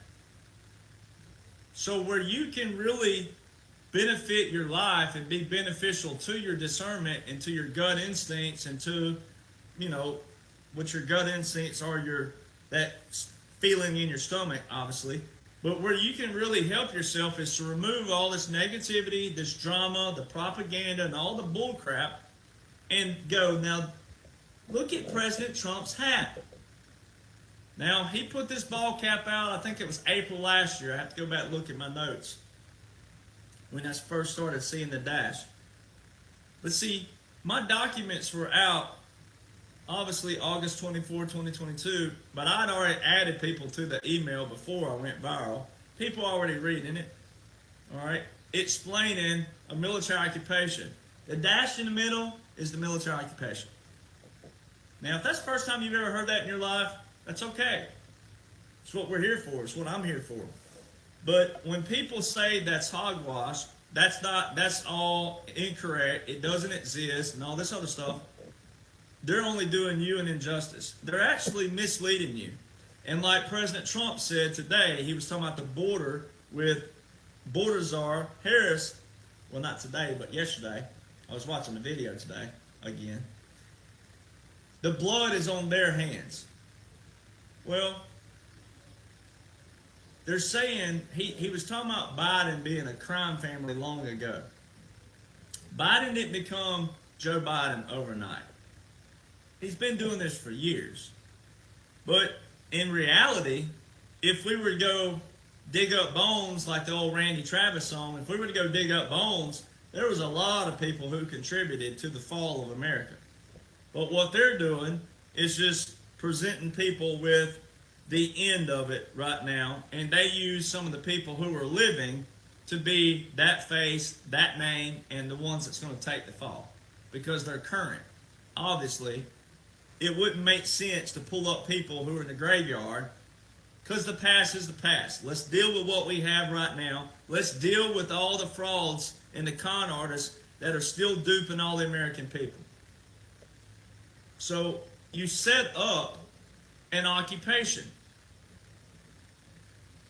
Now, President Trump said something, and I made a note. Let me see. Yeah, right here. Now, if you watch the version, let me pull up and let me show you what version to watch. That way you can go back and watch these videos. It's, make sure it don't play. It's the Times and the Sunday. I knew it was going to do that. It's the Times and the Sunday Times on YouTube. So if you want to go look at what I do is I write the note down and I write what minute roughly he said, or an hour if it goes over an hour. I write the minute down where he said it. That way you can go back to the YouTube video and you can watch it. So that's why I do a lot of screen videos and I post it on my pages. So if you go to YouTube and look up the Times and the Sunday Times, that's the version I watched of President Trump in Atlanta. And if you go to minute 41, roughly minute 41 in that speech, he talked about occupying. He was talking about in Seattle when the rioters were occupying the city, and he said if I didn't have the National Guard ready, they'd have still been occupying it. President Trump uses a lot of terminology. That's where people who aren't paying attention, a lot of people are still just wanting the birds. Here you go, here's your come, here's the answer, here it is, spoon-fed, here you go. That's where a lot of patriots still are. People are still watching President Trump's speeches thinking something's just going to bust out of nowhere. JFK Jr. is going to come out and be like, whoa, here I am. You know, it ain't working like that. It don't work like that. If you think we're going to deviate from our foundation and how we are as a nation and our establishment, all of those, there's a lot of stuff out there, noise, that would deviate from our foundation. That makes no sense. So a lot of people are still just wanting a short answer and a quick answer versus putting in the time to seek to understand. Because it's going to be people like me, there's going to be a lot of patriots on here that some I know that's going to be trying to take these spots in the future for the right reasons. And then you're going to still have a massive amount of population, maybe not a lot, but probably 20 or 30% of population that's going to expect it. And what we're trying to say is like, why don't you, if you love this nation, if you love America, you love our foundation, you love our history, one, why are you trying to change it, first off, or why are we letting people try to change it? Two, why don't you apply yourself? Why don't you apply more? Why don't you make yourself more applicable? How about that? How about you hop in? Instead of being negative Nancy all day or Debbie Downer and why, oh, Chicken Little, the world's falling on me. Why don't you stop all that and chill the you-know-what out and listen to a few people who can show you what's going on, and you may actually be the person who goes, wow, I want to be involved. Welcome to the party. Glad you're here. So why would you not want to know what the dash in the middle means? You think that that man has lived 78 years to forget the difference in a comma and a little and symbol? If you think that, you clearly don't know much about the man, especially if you claim to be a patriot. You don't know much about the man you claim to support. He is very keen on terminology. He loves high IQ people. He loves people who get in the ring and fight, not the ones on the outside going, yeah, fight him, hit him, get him. If Donald Trump is 78 years old and he forgot the difference in the comma and a dash, and this was a normal 4 years, and Joe Biden was really president, the media would annihilate him on that. Instead, I show you why the media has to do certain things to make it look like they're against him. But the stuff that they're doing right now is baby. It's nothing to what they would really look like if Joe Biden was really president and if Donald Trump was really a former president. And I'm going to give some of those examples. Let me make sure I write my little notes down again. The best one is the one, I only need one example to prove why Joe Biden ain't president. And it's the one I was talking to a friend just the other day. They were like, you got to harp on that, keep harping on that, because it keeps clicking with certain people at different times. It's because they're not listening. And I got 2 or 3 text messages from my Trump people, and I don't like calling him that because he deserves all the respect in the world as Commander-in-Chief Trump, wartime President Trump. I don't like calling him by just Trump, even though a lot of credible people do. I don't like doing that. I like giving him the respect he deserves because he is a wartime president. This is a unique time in history, and the dash means military occupation. And guess who I just got a text message from? Pablo Escobar Jr. Yeah, Pablo Escobar Jr. Huge fan. Dad is obviously everybody should know who Pablo Escobar is, but this guy knows where it's at. He's like, dude, you're the man. You're the man. You keep saying what you say, bro. You got this, man. There's a lot of great people who are doing. That's about 30 seconds left on that one. So that's the latest on DJ. Hey, I got Captain Kyle, you guys. I think Kay likes Captain Kyle. So we'll play that one next. This one is about 24. Then I got two more Benny videos I'm going to play before we go.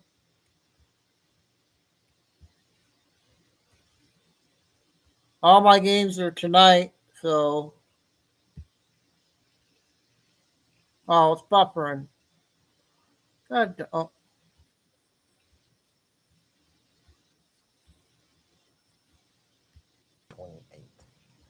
And, you know, the things that are going on right now. You guys hear it? It's all go.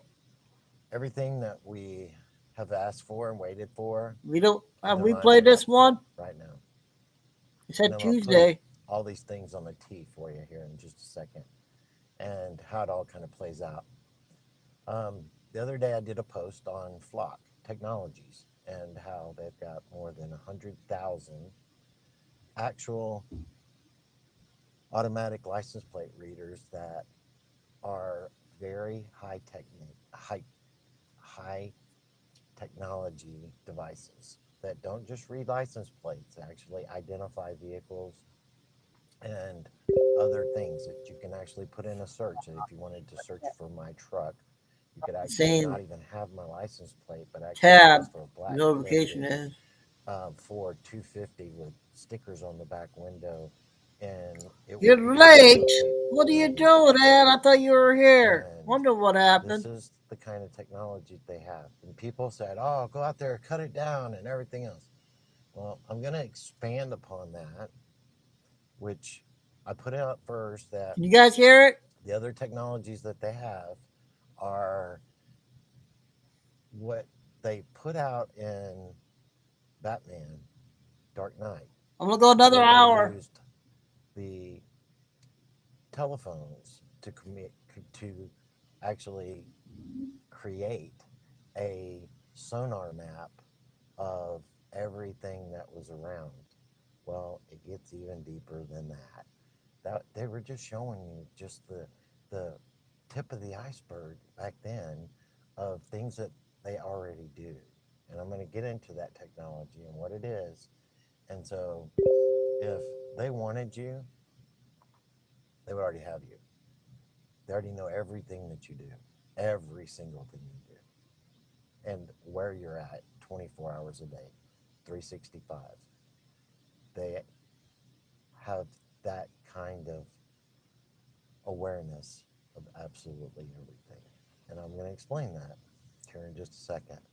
But where we're at right now is the Operation Podesta that was to be brought about if Trump actually won 2020. This was their plan. And so their plan is being forced upon them to actually do. And what was Operation? Jersey, go. Well, it was to another hour. I had to fix my settings again. Create a civil war, starting with what's called a West Coast Alliance. And that West Coast Alliance is to be headed up with none other than Mr. Gavin Newsom. And that West Coast Alliance is California, Oregon, Washington, and then being a part of that same group that's wanting to succeed and break away from the federal control of the United States is Chicago, New York, and they made a movie about it, Civil War, that the Obamas put together. And that's out on Netflix. But see, they didn't get what they thought they were going to get in 2020. They got someone put in that place instead of Trump. Trump was in the background. It's not how it worked out for him. And the deal is that we also know that all those governors were all brought into a governor's meeting, and they were all told to their face that we have everything on you and that we know what you have done, what you have been doing, and we have it all on you. And they are all captured, all of them. And so these things have been they're having to play their role or be taken out of that position and someone else put in it.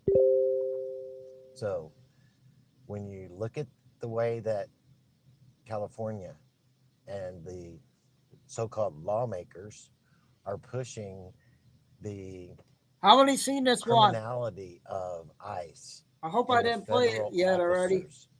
And not just in LA, but in Oregon and Chicago, and that they're wanting to arrest them, and they're creating these networks for people to go out and to call in and report on them. This is all part of that playbook. And they're being pushed into it. Not only is that what's going on, but we're getting to a point where the military is going to have to step in. And in that, what they were going to do was have a plan. This was before they were captured.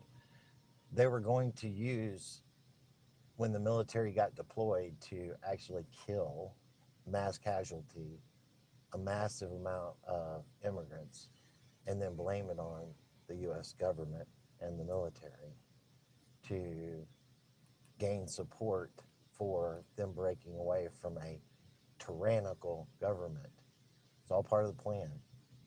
See it now for what it really is. And so, what did you have to do? Well, we had to take control of the actual military. Well, I think we just had every one of the military flag officers called into the Pentagon. Not to the Pentagon, excuse me, but to 18 minutes. And in doing so, many of them did not leave there. The ones that did were read in to do their job. They were 100% on board. And those that were questionable but didn't commit any travesties against the office that they held were given the opportunity to retire and walk away. There was a few of those, but the ones you didn't hear about, they never left there.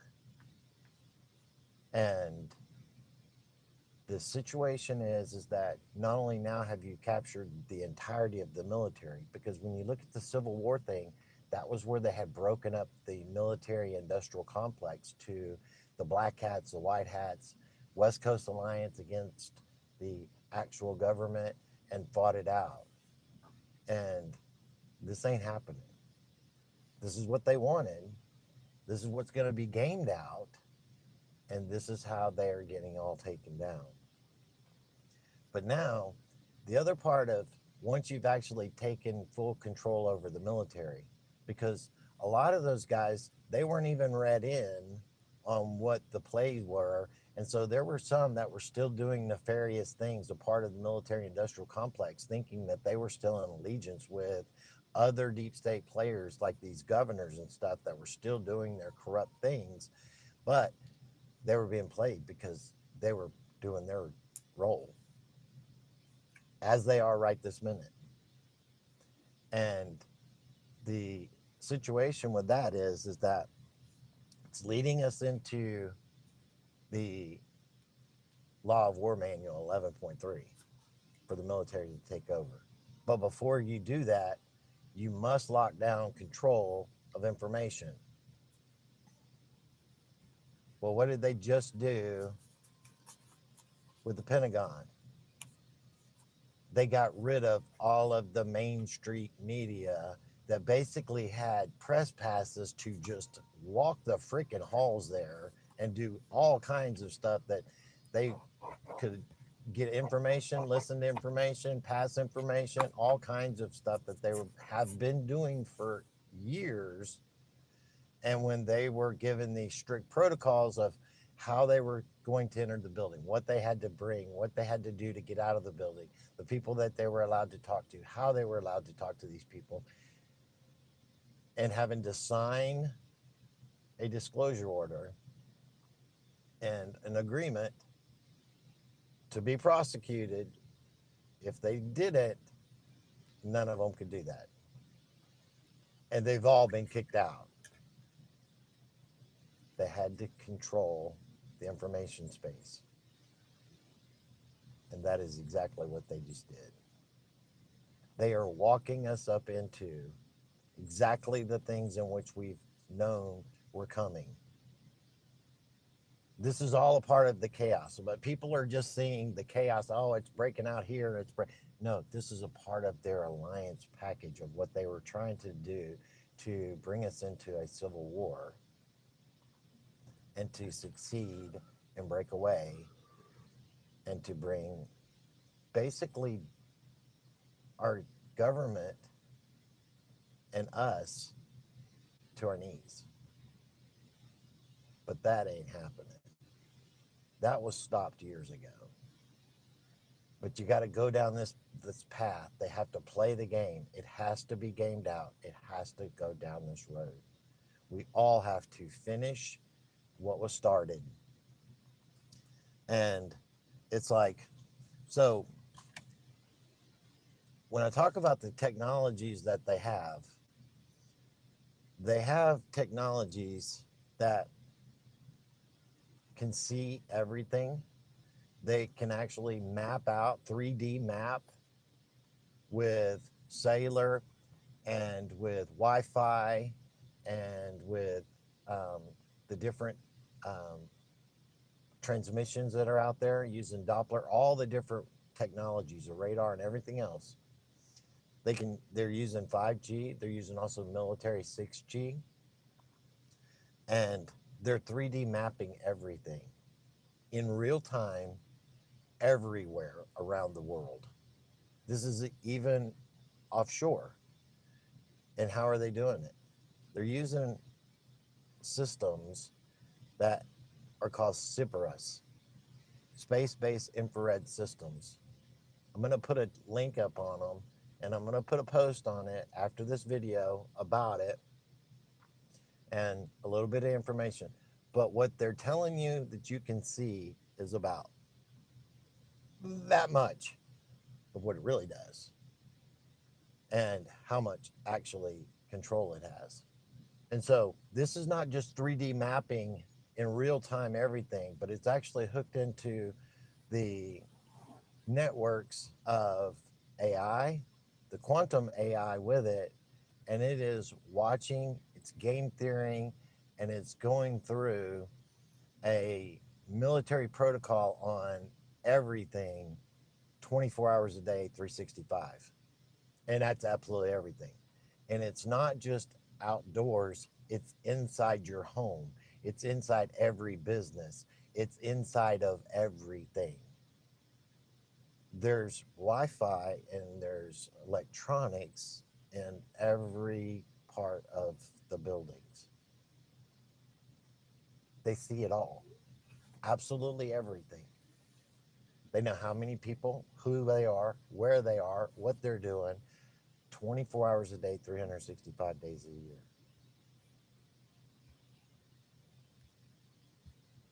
This is what they, the deep state, had intended to. There would have been no about way to 10 get away minutes, from you guys. 10 minutes.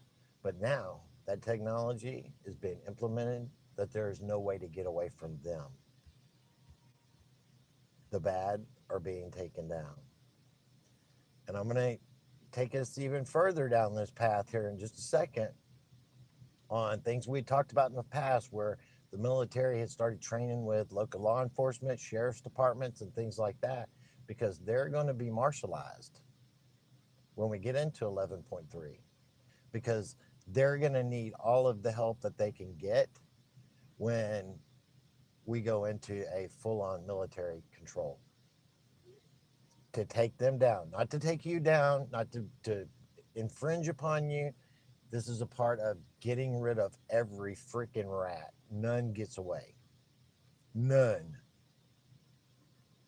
And so, ex-military, they're going to be asked to come back on board to be deputized as marshals to work alongside of all of this. Yes, you will be able to serve again for your nation.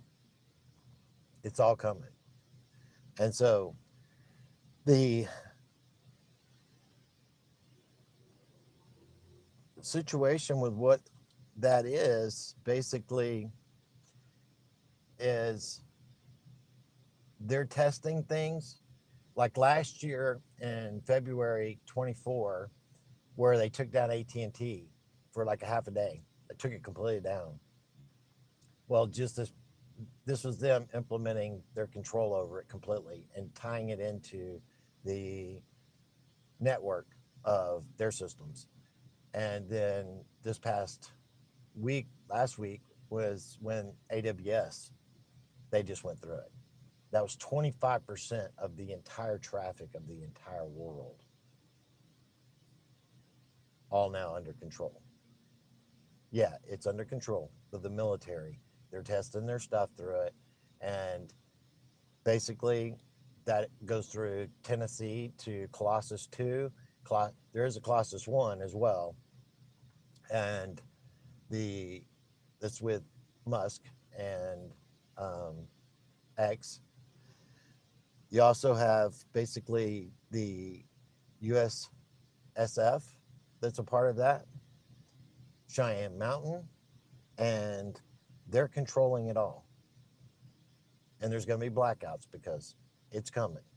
And that blackout basically intent is to bring awareness to the infrastructure and how they have minimized redundancy for profitability over the years. And that's why everybody's gone into these cloud servers, but they don't have the redundancy to keep this from happening. And it's going to bring light to it all. It's going to bring exposure. It's going to bring basically a new system that will never allow this to happen again, and accountability for it, because they did it on purpose. They sacrificed the reliability for profitability. Does that sound familiar? So this is to bring exposure to it. I think everybody likes this guy. He does good, right? Too, but that's a part of just what we got to go through. But this whole situation is leading us up into these different military operations. We're already operating in Venezuela in a color revolution right now. CIA is there. They have been there, and it's a part of the people stepping up and to overthrow their government, and we're helping. And it's I hope we don't have to fully invade, but we may. But it's going to be taken care of.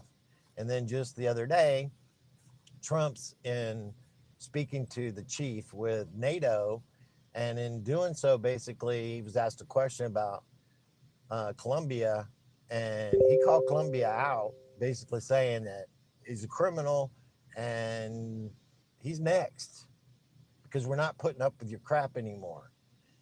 That just blew up everything. And in Colombia, people that are in the narco business, seeing what's going to happen here in Venezuela, seeing what's happening to the cartels, seeing what's happening, are basically trying to get out of, back out of, do whatever.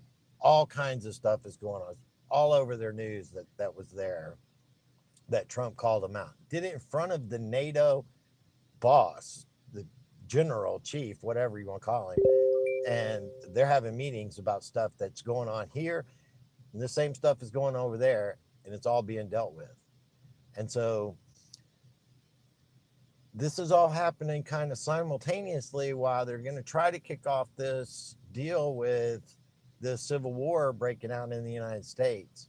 And I don't know if you guys know it, but I've talked about how JAG has been implemented, brought in to DC area and to begin to do this work in the background. Well, it's not just that.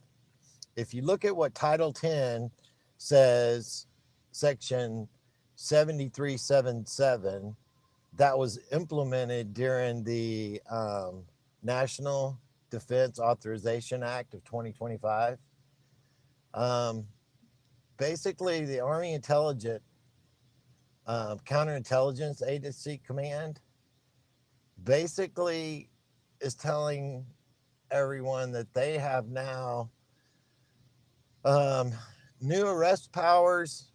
They're basically able to gather intel, do warrants, and they got authorizations for searches,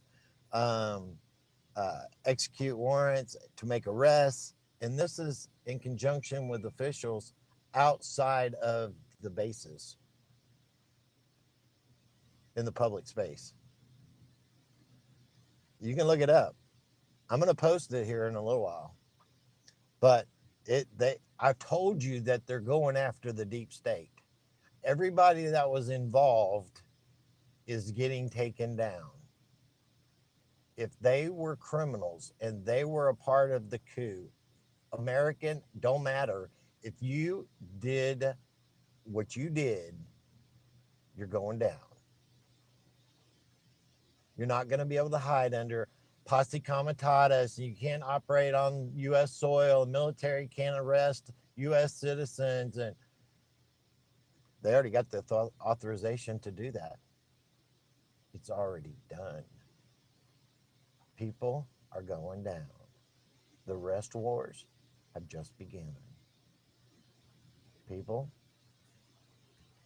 shit's about to go off the hinges. Hope you guys are prepared for it. It's about over. I'm pretty sure Brennan is about to get the next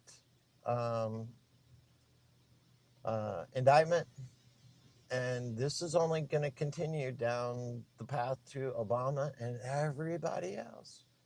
They're all being taken down. Nobody's safe. If you were a part of the coup, if you were a part of the coup, if you were a part of the clot shot, if you were Captain Kyle, Ed, bringing I'll send you the people link on the phone. into Once Kate can do what it, we've gone through. she's listening on her phone. Crimes against humanity. Yeah. Trafficking. Being a pedo. Your days are numbered. They're coming for you. There ain't no place to hide. No place to hide. They're doing everything by the book, and it is 100% lawful. Not legal, lawful. The difference in the words. It's already done. Things are already put into place. Trump is about to do a new national emergency. And in doing so, after he does it, we're going to get, most likely it's going to be tied into a executive order having to do with elections and election interference. Yep. And people, be prepared. We are prepared. We are. Just be prepared. Don't get suckered into the bullshit. Don't let people lie to you. Use your God-given discernment. Be careful who you follow. And Don't listen to the noise. Be grounded. Let your spirit lead you. Be the lighthouse in the storm. We are to be the eye of the storm, the calm, the lighthouse, to bring them into safe harbor. God selected you for a purpose. You've been through everything you've been through with purpose. God loves you. I love you. And I've got more. Just not ready for it yet. Love you guys. Ooh, you got some more. Interesting. Wow. Another good video. So we are doing 2 Bennies, and then I got R&R still to come. Well, let's do R&R. 5 minutes.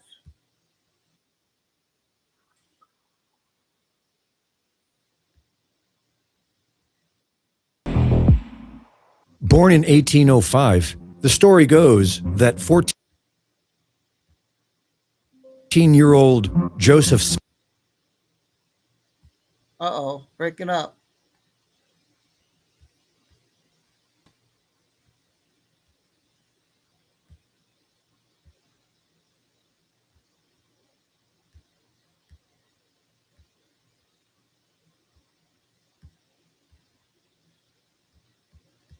Oh, I can't play it. Well, try one more time.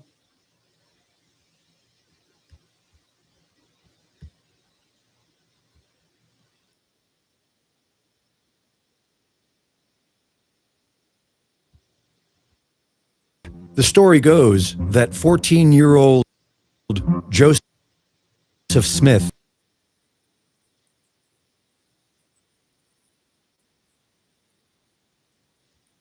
for the end of the world and the second coming of Christ. He later transcribed what became the Book of Mormon. According to this new religion, Jesus and Lucifer are brothers, and their father, God, is a human man with a physical body. This God is one of many gods, and he has multiple human wives who give birth to billions of living souls that are sent to earth in order to learn how to become gods themselves. But the most important Mormon belief is Zion. They believe that in 600 BC, their Jewish ancestors fled Jerusalem, built a boat, and sailed to America, where Jesus Christ visited in 33 AD. Mormons were taught that they must find the New Jerusalem in America, and were told that it will be on Lamanite borders, meaning there will be Native Americans there to deal with. They expanded from New York to Ohio and Missouri, but found it difficult to get along with the locals. After going to war with the Missouri militia, about 10,000 Mormons were forced to leave the state in 1839. They then went to Illinois and established their own city, which soon became one of the largest in Illinois, and was granted a charter that allowed them their own municipal court and a militia. In 1841, over 50 years before Theodore Herzl's first Zionist Congress in Switzerland, the Mormons ceremoniously dedicated Palestine for the return of the Jews. Also that year, Smith announced that the angel demands polygamy. Within 3 years, he takes on 40 wives, including girls as young as 13. Like the Masonic order Daughters of Rebecca, they adopt the symbol of the beehive, a symbol of cooperative industry, and Mormons were encouraged to breed and expand. Many took child brides.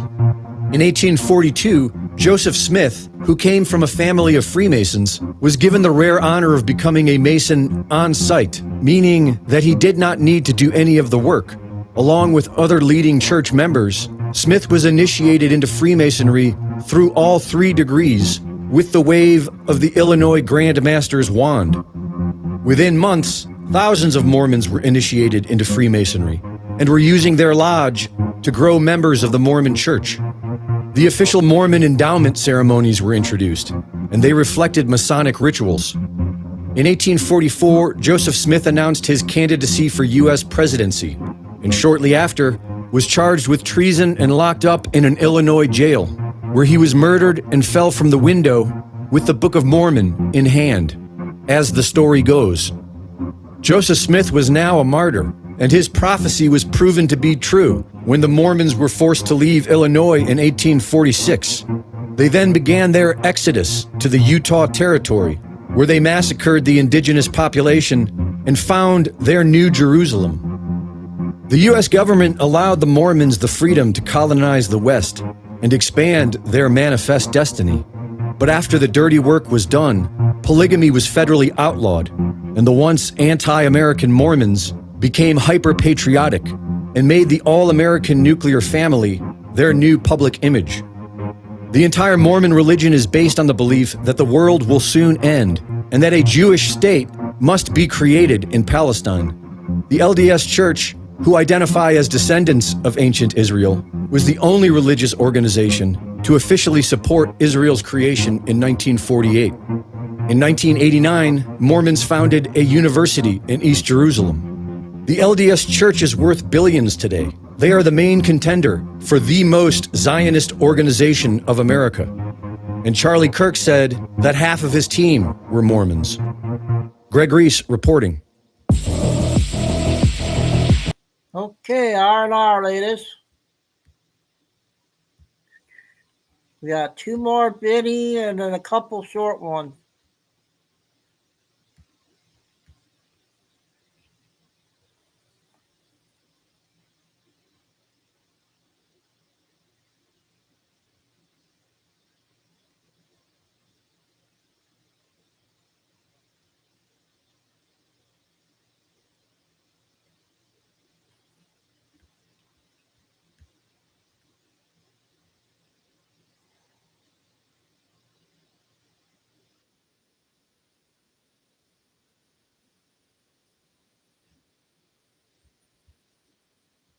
Well, 11 minutes. This one.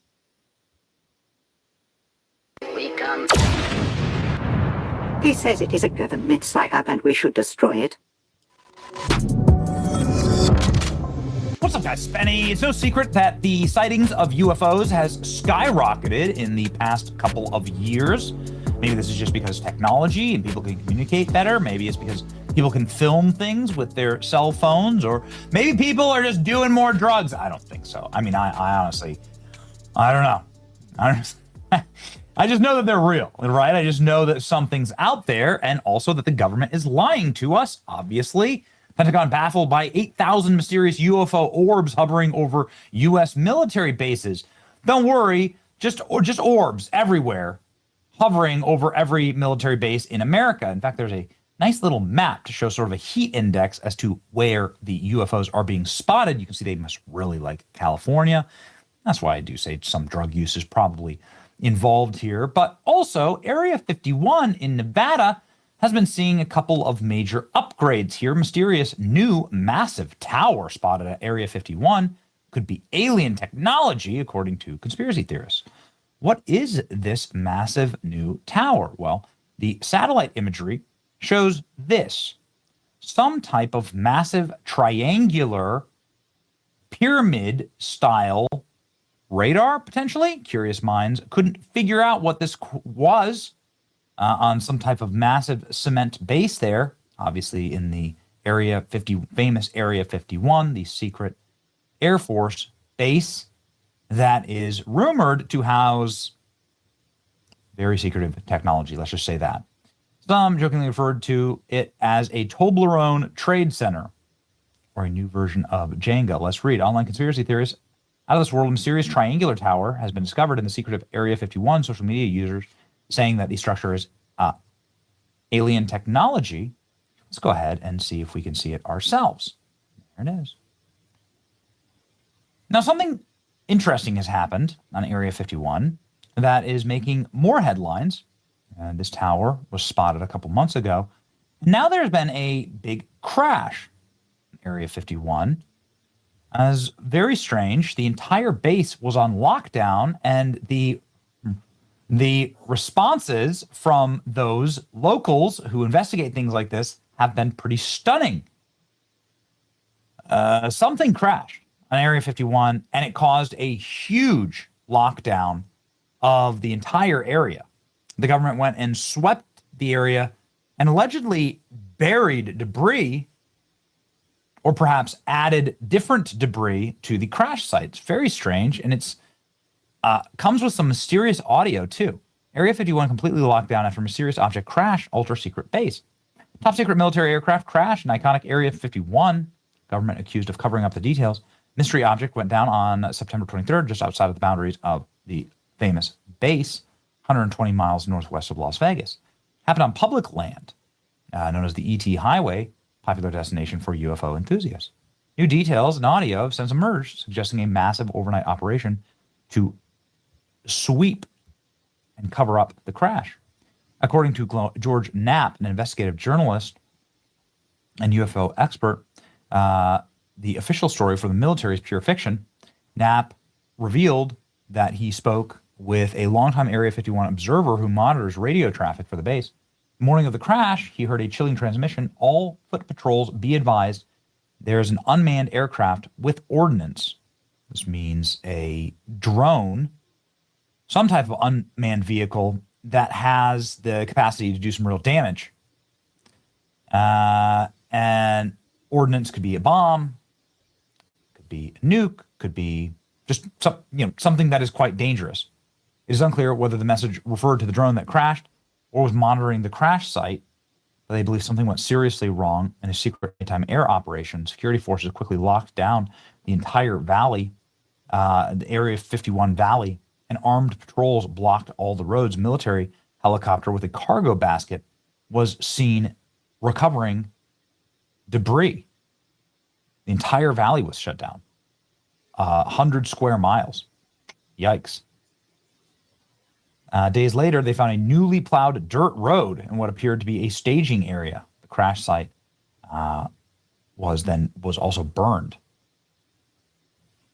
You can see here, ladies and gentlemen, what was the unknown crash around Area 51 that caused the government to shut down the entire massive desert valley. Here's photos of the helicopter recovering the debris. What was it? Well, ladies and gentlemen, here's the local news report. Hi, I'm JT, and I made Result Hunter, the search engine for conservatives. Let me just tell you what it does. First of all, a really good report at that. 6 minutes. Is the UAV unmanned aircraft with ordnance. He picked up details about strict security measures which were implemented almost immediately. Not only was Area 51 itself locked down. So I got it fixed this morning. It was the internet button. I don't know how I got disconnected, but I got it working this morning, and I got everything set for 1 o'clock, and then told everybody that tomorrow will be about 6, and then Monday there'll be no show because I got to get a colonoscopy done or something. I got to be at the hospital at 7 in the morning all day probably. So if I recover okay, I might come on, but I'm just going to say probably not. But Tuesday we'll be back at 6. So that's in case listening. And we got one more Benny video, then a couple short ones. Did a little longer today because I wasn't on yesterday. Down, but within a very short time, so too was a large swath of the Tikaboo Valley. It became clear that some kind of craft had crashed miles outside of Area 51's boundaries on public land adjacent to Highway 375, also known as the ET Highway. Arnu jumped in his truck and headed south from his home in Rachel. But while driving on what's known as Mailbox Road, he ran into an armed patrol. They had the gun in front of them, not pointed at me, but very visibly in front of them. And it was clear they meant business. He backtracked and headed south on the ET Highway to Groom Lake Road, the main entrance to the base. It too was blocked off by sheriff's deputies and military security. A military helicopter with an attached basket was sitting there, presumably ready to haul out wreckage of something. A pair of porta potties suggested the team planned to be there for a while. Almost the entire Tikaboo Valley was shut down. At the Little Ailey Inn in Rachel, employees were in the dark about a crash, but saw the beefed up security at closed off roads and knew something big was unfolding. Crashes are not an everyday occurrence out here, but locals have seen plenty of them over the decades. If this thing would have crashed anywhere in restricted airspace, in restricted area, we would have never known about it. After being turned away from the presumed crash site, Arnu and the aerospace sleuths on his website, dreamlandresort.com, began gathering and sharing bits and pieces of information. The FAA had ordered the closure of airspace over a particular spot in the valley. That was a big clue. Then 4 days after the crash, the security teams vanished. Arnu went back out for a look. The Air Force had used heavy equipment to plow a dirt road across a section of desert. Arnu followed it and found what he thought was the crash site, then shared it online. That's when things got strange, even by Area 51 standards. A second wave of cleanup crews descended on the site, presumably to pick up any remaining debris, but they also used graders to cover the entire area with a thick layer of dirt, literally a cover-up. Creech Air Force Base, which is home to a fleet of Reaper drones and other UAVs, issued a statement explaining that the, quote, unmanned aircraft was one of theirs. The same statement claimed someone had been tampering with the crash site and had scattered assorted pieces from other aircraft, along with an inert training bomb. The Air Force said the FBI was investigating this alleged tampering at the site. Arnu was amused but not convinced. The only thing they could get that person for is littering on public land. That's the story, is it came from Creech and now the FBI is investigating. You think that's bogus? That's absolutely bogus. I think that was designed to make people not go there. Arnu drove back out and realized the site he first videotaped was a staging area, not the crash site. 200 yards away, the telltale burn marks on Joshua trees indicated this was where the object slammed into the earth. Both he and another aerospace explorer found pieces of who knows what, debris that came from something other than a drone, seemingly planted to confuse anyone who came looking. But they also found pieces under the dirt that are likely the real thing. I'm pretty sure that this piece came off the actual aircraft. Arnu, who was at the site of a genuine Reaper crash years earlier, says there's no way the Air Force could ever recover every piece of a crashed aircraft. So they added some dirt and sprinkled in some misdirection instead. If I were them, I would probably do just that. So yeah, I mean, I don't know, man. Way to go for News Now.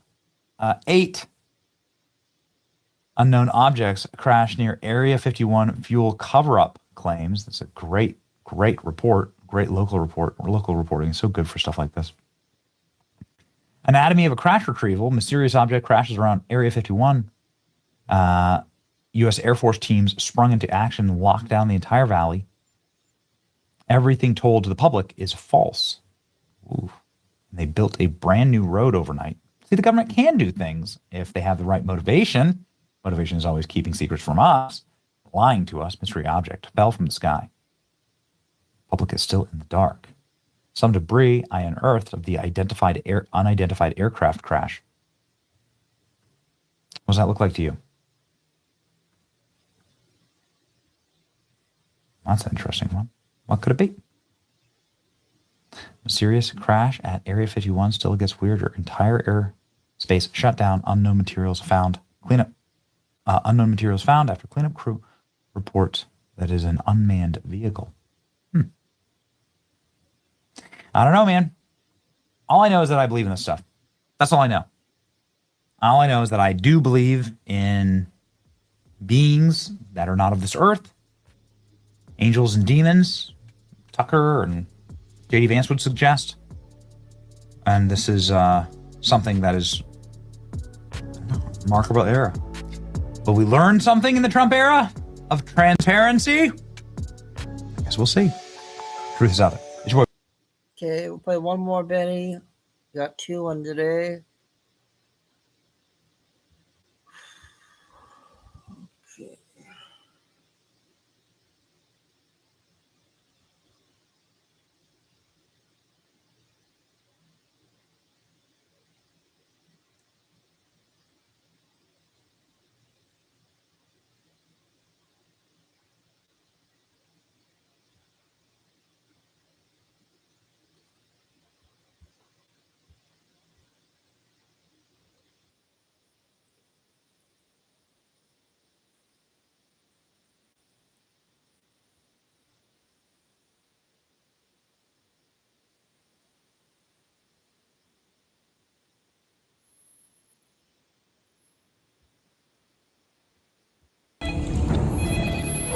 minute.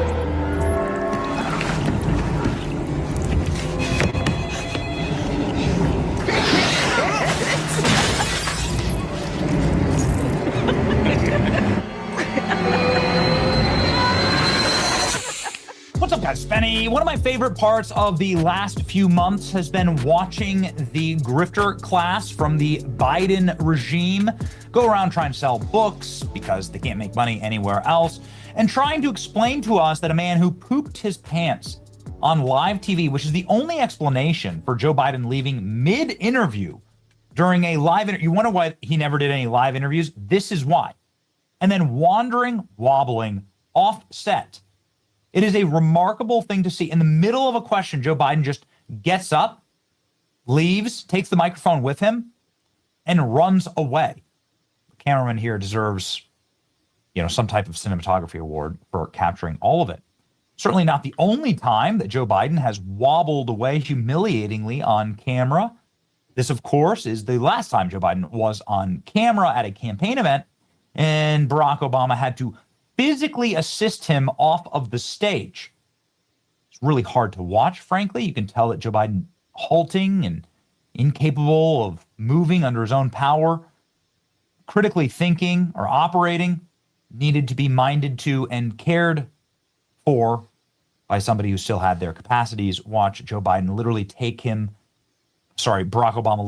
him by the arm. You've seen it a million times, but, well, it's worth revisiting to show you what liars, how horrible these people are. Look at how frail Joe Biden is. And a reminder that Joe Biden, in his last time really ever on camera before dropping out of the race, couldn't even get into the vehicle. Couldn't even get into the beast. Here's Joe Biden, unable to get into the car. The Secret Service had to come up from behind him and foist him into the vehicle, push him into the car. You can see here. Joe Biden can't get into the car by himself. Of course, obviously, as you know, had to take the short stairs down Air Force One. And this is something very unique. You never see this with President Trump. A Secret Service agent following Joe Biden down the stairs in order to catch him in case something went wrong. You've never seen anything like this before. Look at how closely the agent is following him. You would never see this with Trump. Joe Biden, almost slipping there. Good. He never saluted, you guys. Anyway, the point is that the people who are complicit in all of this are completely evil. It's crazy. And though even the Democrat apparatus that is designed in order to protect the party at all costs and with all their humiliation is crashing out. Kamala Harris, trying to sell her book, shocks Jon Stewart by insisting that Biden was fully competent to serve another term, and then going on an expletive-laden rant about President Trump's White House. So Kamala just totally and completely crashing out here. Let's go with the lie first. Is fully competent to serve. Do you really? Yeah, I do. That surprises me, actually. No, I do. Oh but my God. there's a distinction to be made between running for president and being president. What's the distinction? Well, being a candidate for president of the United States is about being in a marathon at a sprinter's pace, having tomatoes thrown at you every step you take. Shut up. What does that even mean? Okay, and now Jon Stewart has to put on his propagandist hat again. Listen to this. Sitting president while doing that, it's a lot. It's a lot. Yeah. I think it's a hard case to make for people that. So Jon Stewart doesn't ask any follow-up questions. Yes, 0 follow-up questions there. Kamala says, no, he was fully competent to serve. Nah, brah.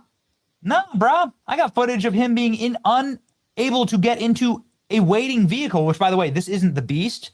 President should never travel in a vehicle like this. And this is an SUV that they had because they created an SUV because Joe Biden couldn't move. He couldn't get down low enough to actually sit inside of the Beast, the one that President Trump drives in.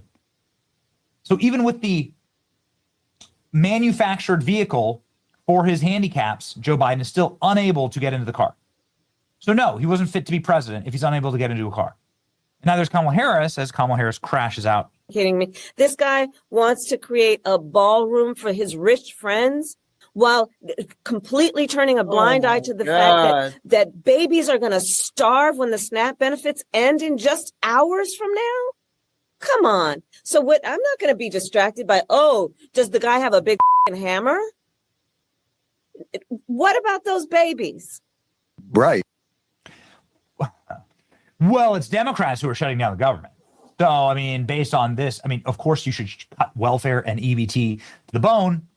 And the babies are, based on all available data, criminal aliens, right? A significant portion of SNAP and EBT beneficiaries are not American citizens. So, of course, we have no obligation at all under the Constitution or anywhere to pay for their food, their ultra-processed food, which could be steak or caviar or lobster tail or truffle salt, as we have covered.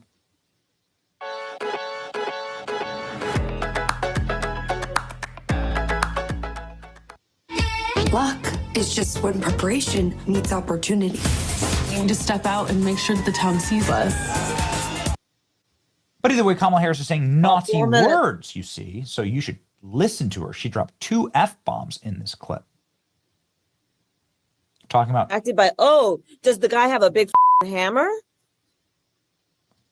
Based on what we know about Kamala Harris's history, she probably does care if the guy has a big effing hammer for promotional purposes, if you know what I mean. The moment you realize you've been voting for the wrong person the whole time. All right. Kamala Harris trashes Joe Biden for his unbelievable call right before the Trump debate. Kamala Harris saying that Joe Biden, you can tell there's like no love lost here. Kamala Harris saying that Joe Biden sabotaged her debate with Donald Trump. Yikes. To be fair, she also thinks that she's fully competent to serve as president. Kamala Harris shocks Jon Stewart, insisting Biden was fully competent. Their line is that he was fit to execute the office of the president, but campaigning was too taxing. Got it? We're still lying about this. Okay. I didn't listen. Natural follow-up would be, so why did you kick him off the ticket? But Jon Stewart won't ask a natural follow-up. That's what's so frustrating about this. Let's think about this. Harris claims that Biden was competent. She replaced him and got smoked. If he was competent, then what does that make her? Of course. Right. Occam's razor. He was, when you're on vacation 70% of the time, even I could be president. When DNC shills like Jon Stewart know Kamala Harris is lying, got a real problem. New rule. People who interview Kamala Harris must tell you about the number of drinks that she had before answering questions. It's not working. Shock and worry. Stephen Colbert shuts down Biden's former press secretary as she continues passive-aggressive media tour, denying that she saw any decline. So I guess this is what they've because Cringe did the same thing. The reason why is that if they admitted that they witnessed decline, the obvious question then becomes, should we investigate you for the cover-up? This seems more legal than it does ethical or moral, like as though there's going to be a big cover-up for what there's going to be an investigation into what they did. There already are multiple investigations into how Joe Biden's health was covered up. His doctor may lose his license, for instance. Some people may go to jail. His pardons are null and void, according to congressional inquiry. So those people responsible for this cover-up have committed, of course, a grave sin against the American people, the public and the voting public. So you can see why they'd want to lie. Anyway, or want to effing lie, according to Kamala Harris. All room for his rich friends? Well, are you kidding me? Pay attention to me. It's your boy Benny. Like, share, and subscribe. See ya. Oh boy. Okay, we got some short ones to end the show here.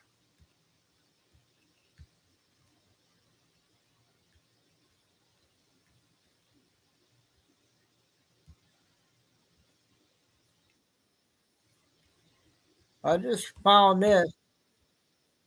Order the National Guard in all 50 states to begin the creation of quick reaction forces trained in, quote, riot control, including the use of batons, body shields, tasers, and pepper spray, according to a new directive issued by the United States Pentagon, reviewed by The Guardian. This rapid response quick reaction force that will be trained over the next several weeks and months will be about 23,500 troops.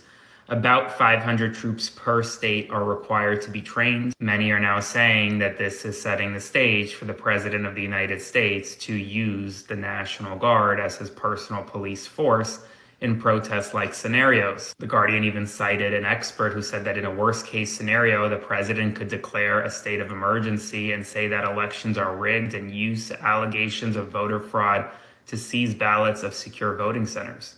Spread the word. Follow along for all the news you need. We have some big news right now. Okay, and one more.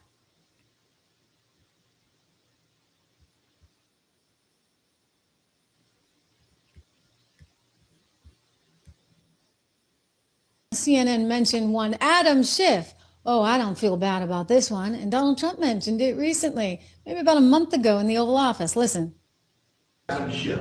A direct reports that Adam Schiff claims he lived in a one-bedroom apartment. Now, how does a family of four, you're a developer, very successful developer, how does a family of four live in a one-bedroom apartment? Now it looks like Adam Schiff really did a bad thing. They have him. Now let's see what happens. It's not up to me. It's not up to, I stay out of it purposely. But it's mortgage loan fraud. It's a big deal. He defrauded banks and insurance companies and the federal government. But it's very simple. It's mortgage loan fraud. And you're right. That's a lot of people to live in a one-bedroom apartment, right? But he put it down. But he has a lot of other things far worse than that. So, no, Adam Schiff, they have him 100% on mortgage fraud. Now, if it was anybody else in this room except you would have no problem. But anybody else in this room, you'd have a problem. I'd have a problem. So, 2 down, 1 more to go. I think you can probably anticipate that sometime within the next couple of weeks. And again, my sourcing is pretty good on this. And I've been proven right over and over and over again here. I do think that Adam Schiff is going to find himself in some new kinds of trouble. Now, the question will be the statute of limitations. Is he able to say, okay, that didn't fly? I've heard some talk that there are additional documents for refinancing that may suggest that statute of limitations actually is not expired and they can go after him. So that's perhaps next on the list. Let me share with you this memorable moment. This is William Pulte, who runs FHFA, talking with my good friend Maria Bartiromo on her show, just exactly about what Letitia did that he views as wrong. One more thing on Adam Schiff. Director Pulte reports that Adam Schiff claims... Forgive me, we're going to try that again because I want to show you what he was saying. This is an important soundbite, and he explains it. He explains it quite well, basically saying that mortgage fraud is a very serious crime and something that the jury will likely weigh in on, as they did today with the indictment. Here we go. DOJ investigate New York Attorney General Letitia James over alleged mortgage fraud.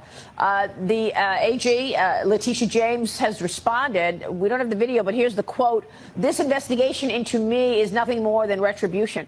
It's baseless. It has to do with the fact that on a power of attorney, I mistakenly indicated that I was a state of Virginia resident. And prior to that, I indicated to the mortgage broker that, in fact, in bold cap letters, that I am not a resident of Virginia and never will be.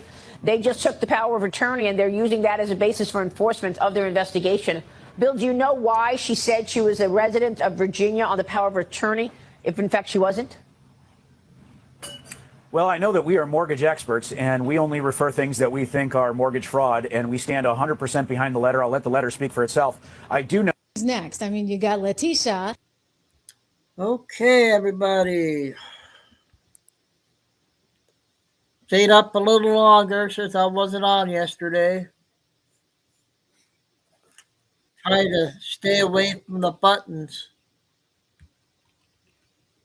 Hopefully I won't run into any more issues again and again. So, tomorrow evening around 5 probably. I don't know what happened to JJ. So everybody, God bless everybody. Love all. And thanks, Kay. And remember, please hit the like. And stay safe, stay strong, keep the faith. Never give up.